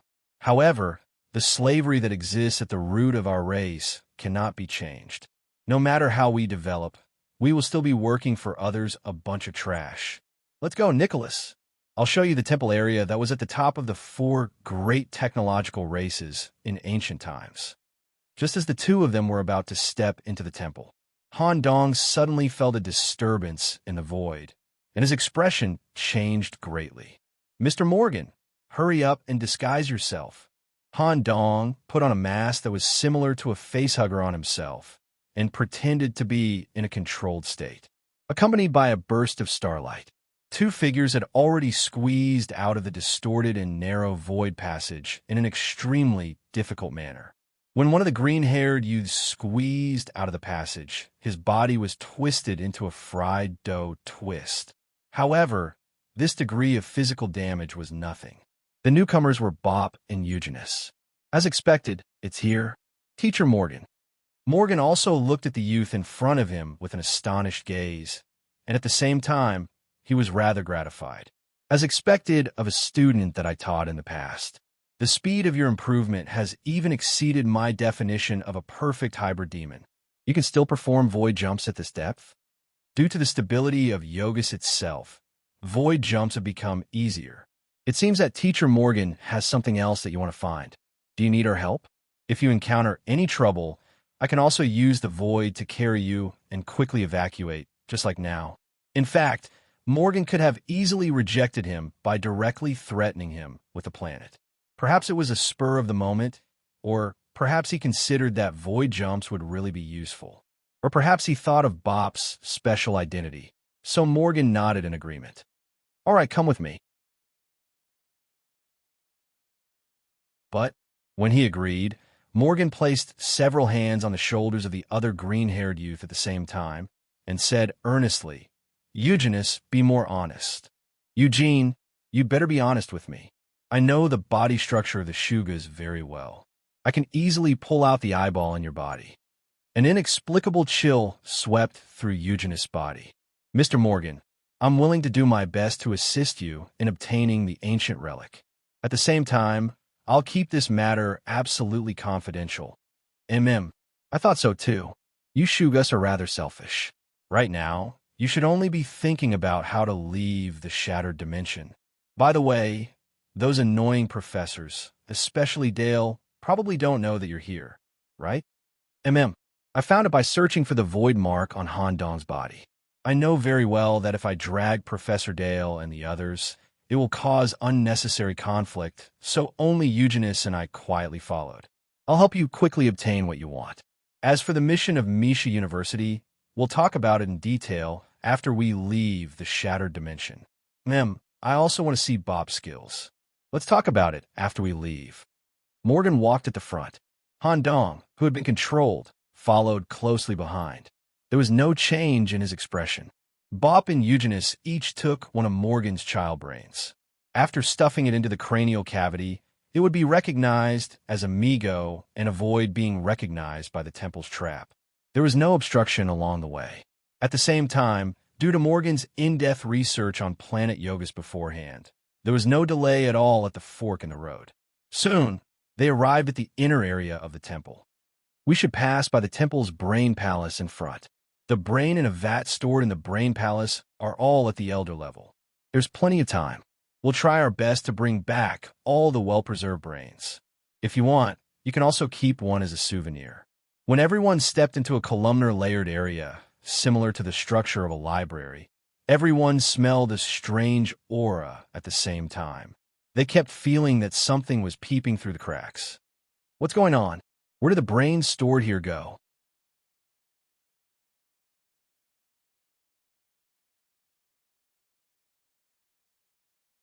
Chapter 1667. Danger Perception. Any individual who had seen the door of truth would have this characteristic. When an event that could threaten one's life was about to happen, the consciousness would sense it in advance. According to the degree of danger, the stimulation to the consciousness would be different. Ordinary danger often manifested as secondary nerve reflexes, such as eyelids twitching, skin tingling, and so on. Further danger would directly stimulate the cranial nerves, causing the whole body to tingle or tremble in the consciousness. If the level of danger was a step higher and reached the theoretical limit, the danger perception would even directly appear in the form of real injuries. At this time, escaping was often the best choice. Currently, under Morgan's lead, everyone stepped into the temple of planet Yogas, where the brain in a vat that used to be at the elder level and above were stored. Drip, drip, drip. Streams of blood flowed out of Han Dong's nostrils without warning, accompanied by a tearing sensation in his consciousness. He was so scared that his right arm instantly turned into a blood dog, and he even held a long sword entwined with blood in his hand. It wasn't just Han Dong. Pope's little finger was inexplicably fractured. He instantly switched to void posture, and his starry body floated in the air. Starry tentacles grew from his back, carrying his body in the air like a pair of fan-shaped wings. Eugenius coughed out a disgusting spiky object and scratched his throat. He immediately switched to a combat mode, with a spear in one hand and a zombie mouth in the other. The fungus spread under his feet, and at the same time, he observed the surroundings with a special eyeball. But strangely, no matter how the three of them perceived, they couldn't find the source of the danger. At this moment, the traitor Morgan had completed the basic monitoring of the brain, and the colorful brain cluster between the skulls was beating unnaturally. What's going on? Where did the brain in a vat stored here go? According to the records of the stone tablet left in Migo's nest, planet Yogas was completely swept into the shattered dimension during the war because of being involved in the war. Less than 10% of them successfully escaped. It was even more impossible for the brain in a vat stored here to be taken away. But now, even the containment vat was gone, and there's a strange atmosphere here, which even made me have a danger perception. What exactly happened? Although the brain in a vat wasn't necessary, the team could pass through the brain and continue to go deeper. However, Morgan could not ignore the strange situation in front of him. From Migo's point of view, he made all the possible scenarios, but none of them could explain the situation in front of him. Curiosity and a sense of strangeness forced Morgan to figure out what had happened in the brain. Global deduction. In an instant, the brain tissue that looked like a sea of flowers instantly covered the entire area of the brain. By collecting traces and clues in the current area, it could even confirm the time when each trace was created. Through the combination of all the clues and the evolution of the scene, it was possible to deduce what had happened here thousands of years ago. When Han Dong saw this scene, he was looking forward to the future development of his PhD. He hoped that one day he could also reach this level. However, due to the formation of the sea of flowers, a strong aura of brain matter and life force spread throughout the area. It had been sensed by some special existence hiding in the dark, and was slowly finding its way here by following its scent. Whoosh! Suddenly, something floated past the porch. Only Han Dong's and Eugenis' eyes caught a glimpse of the scene, but there was no feedback from their other senses. Han Dong was pretending to be controlled by Morgan, and his expression did not change at all. Eugenis, on the other hand, broke out in a cold sweat. "What is it? It seems like a ball of withered brain stem floated past the porch right in front of us. Is it? Why don't I feel any spatial fluctuations? As long as it's the movement of matter, I can capture it, let alone at such a close distance. It's a little strange. Eugenis, focus all your attention on your vision." Bop's vision was slightly weaker, and he did not see anything, but he did not doubt Eugenis' words. At this moment, the traitor, Morgan, who was in the middle of a global deduction, twitched. By integrating all the traces in time, he deduced some of the bizarre events that had happened here. The brain in a vat stored here had not been moved or stolen. No other creatures had even come here. The brain had left by itself.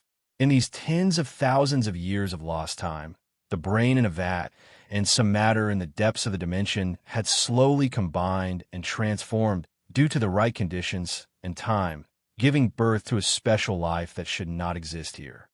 How is it possible? How can a matter in the dimensions mix with a brain?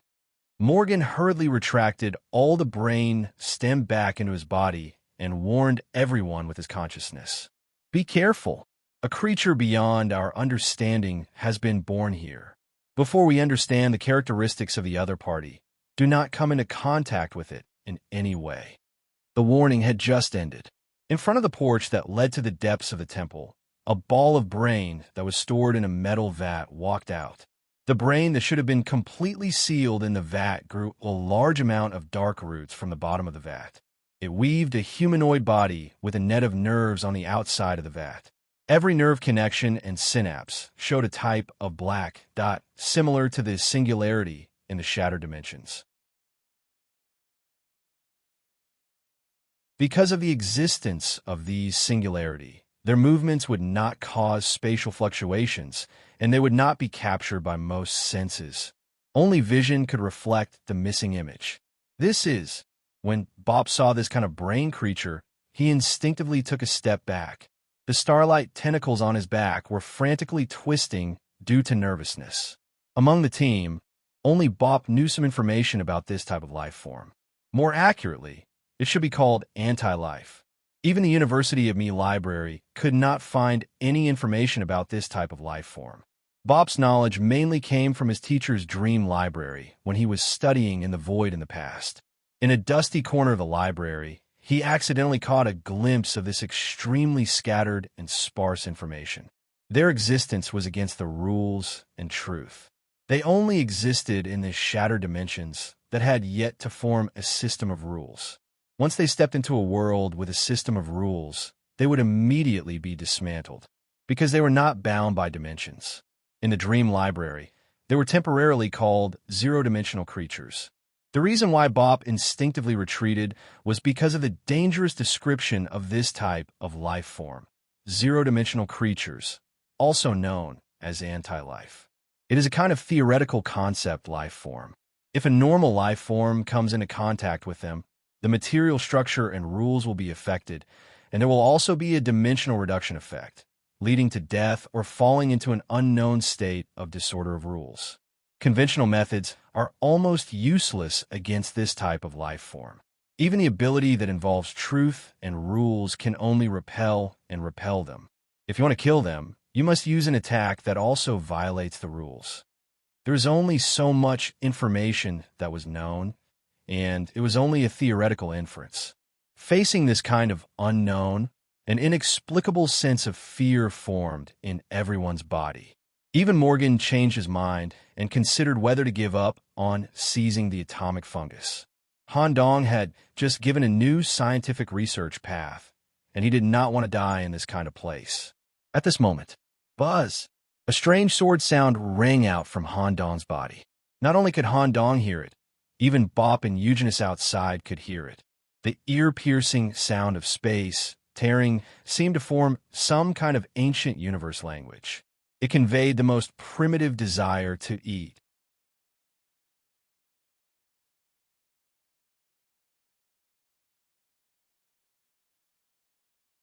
Chapter 1668. A sound that sounded like the birth of a universe and the destruction of a universe came from Han Dong's body. Other than Bop, who roughly understood the meaning, no one else could understand this language. However, even though Han Dong, as the wielder, couldn't understand the words, he could clearly sense the meaning behind them. This demonic sword, which even the Black Tower found difficult to identify and had changed owners multiple times, seemed to have smelled a delicacy that it especially liked. There's such a good thing. This demon sword is actually interested in the life reversing in shattered dimensions. Could it be the same type? Also, I can use the demon sword to get out of this awkward situation.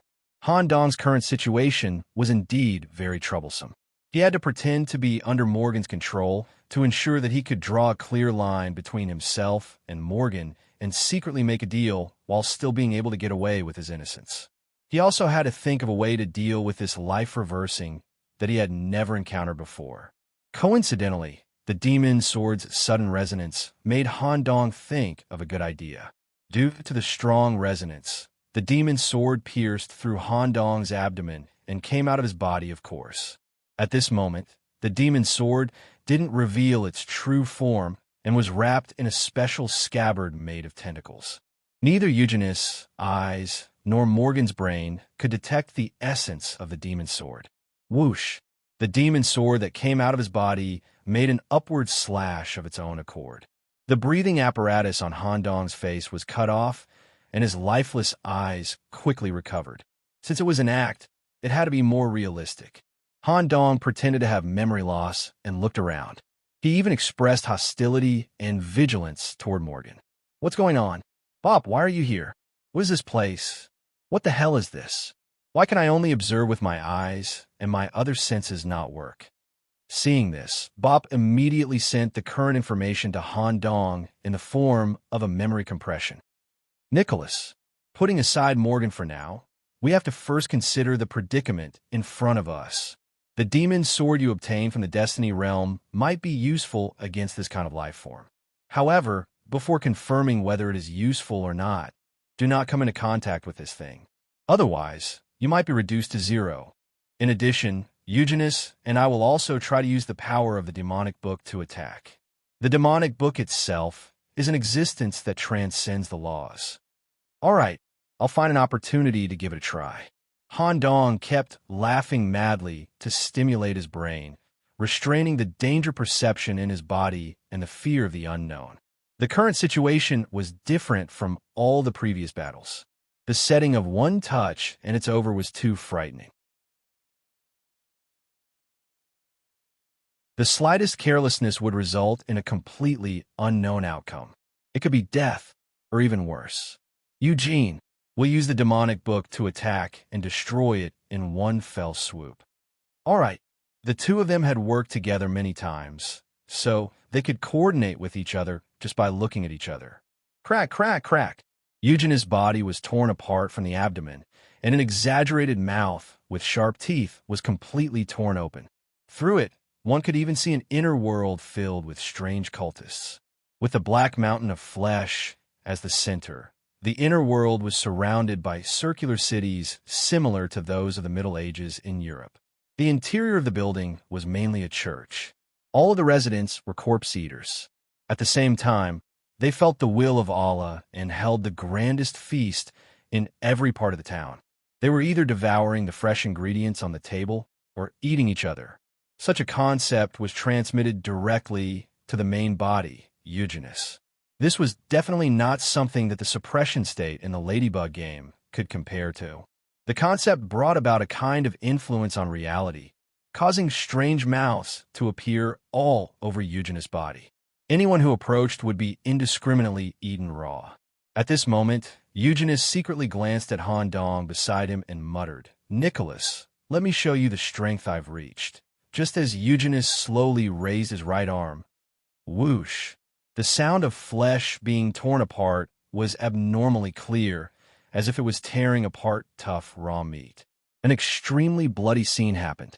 A horizontal tear occurred from the center of the palm. The tear went past the wrist and spread to the entire forearm, all the way to the elbow. Between the completely torn wounds on the upper and lower arm, there were strange teeth. At the same time, the surface of each tooth was engraved with strange patterns.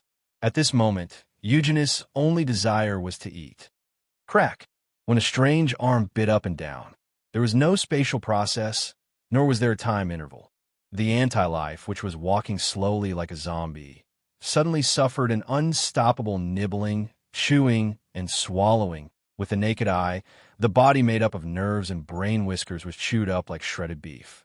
As the main body, the brain in the vat was forcefully chewed up like a lollipop. The shattered body disappeared along with the surrounding space. A fatal blow. When they saw this scene, everyone heaved a sigh of relief. Bop also temporarily stopped using the demonic book. At least it meant that the demonic book was effective and could kill the so-called anti-life. It's not as troublesome as I expected. Eugenus did well. It's a piece of cake. Eugenus looked relaxed and at ease. In fact, because of his fear of the unknown, he didn't hold back at all just now and displayed his full strength. A large portion of the energy in his body was lost. However, it was also because of Eugenus' perfect attack that most of the fear of the unknown was eliminated. When the traitor, Morgan, saw this scene, he also canceled his plan to retreat. Since the demonic book was effective and the effect was good, he would continue to move forward. Not bad. You young people perform well. When the time comes, I will naturally bestow upon you like the other old kings. Let's go.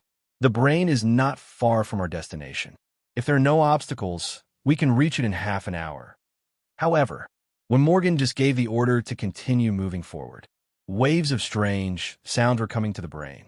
Zero-dimensional creatures with brain in a vat on top of, wrapped around, or floating in the air poured into the brain in batches.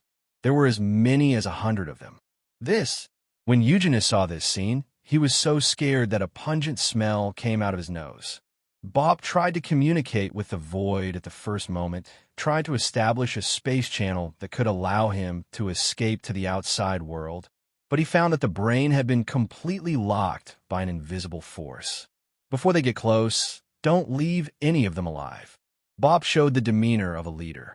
Without any hesitation, he immediately gave the most sensible answer at the moment. His body appeared to be in a meditative state while sitting cross-legged and floating in the air. The void tentacles growing on his back were connected to the extremely rotten and evil world.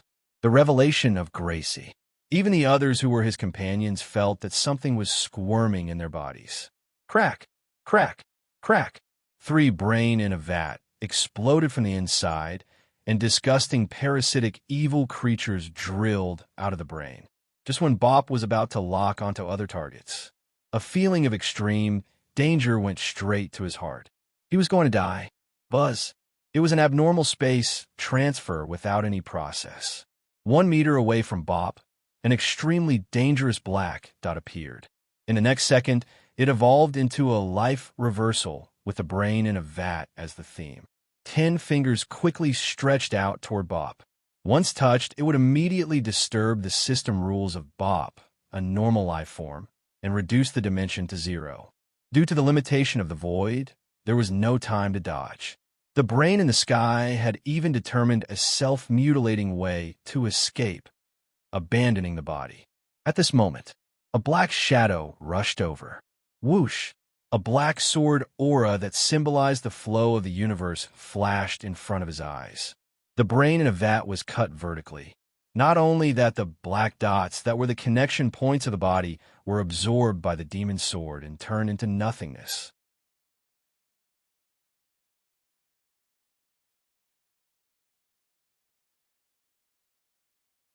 Chapter 1669. Although Eugenius had killed an anti-life in seconds at the beginning of the game, which greatly boosted everyone's confidence, the fear of the unknown still existed.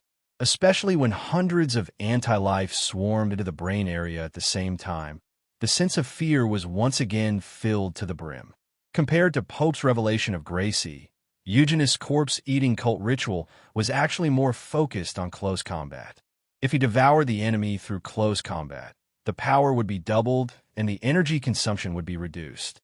But because of the fear of the unknown and the concept of death at a touch, Eugenius could not perform at his usual level, let alone fight in close combat. This was understandable. Most people would do the same, unless they could truly restrain this most primitive fear and the strongest ancient emotion. Han Dong considered the impact of fear. He used the simplest method, cover. He maximized the madness in his body and used the emotion of madness to forcefully cover the sense of fear.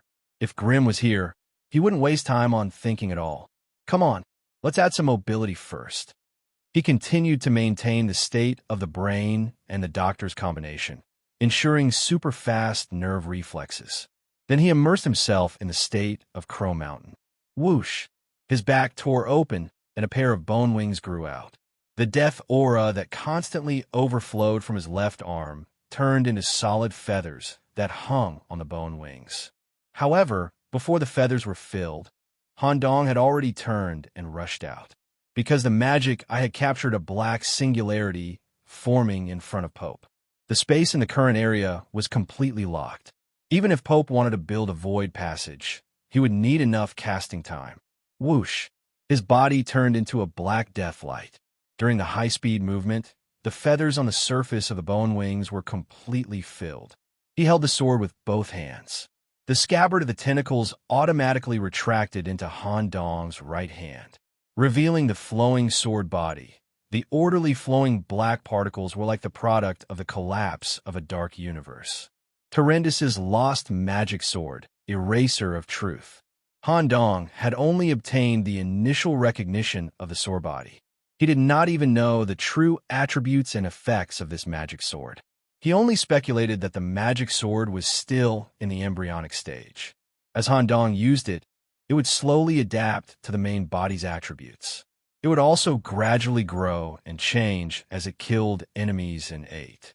Han Dong had long wanted to try the actual combat effect. Now was a great opportunity.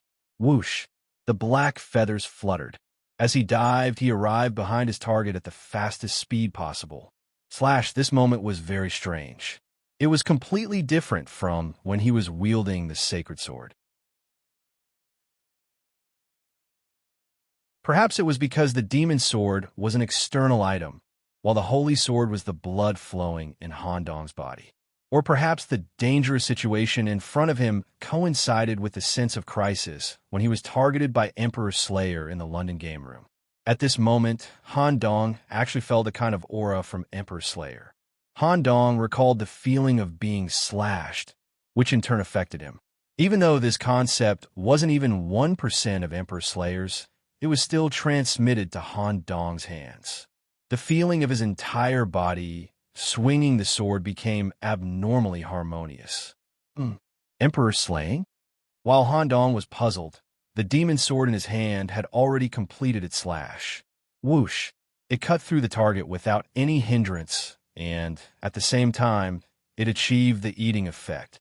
Other than the metal jar that contained the brain in the vat, everything else was absorbed by the demonic sword. However, this amount was far from enough. The sword body was not satisfied at all.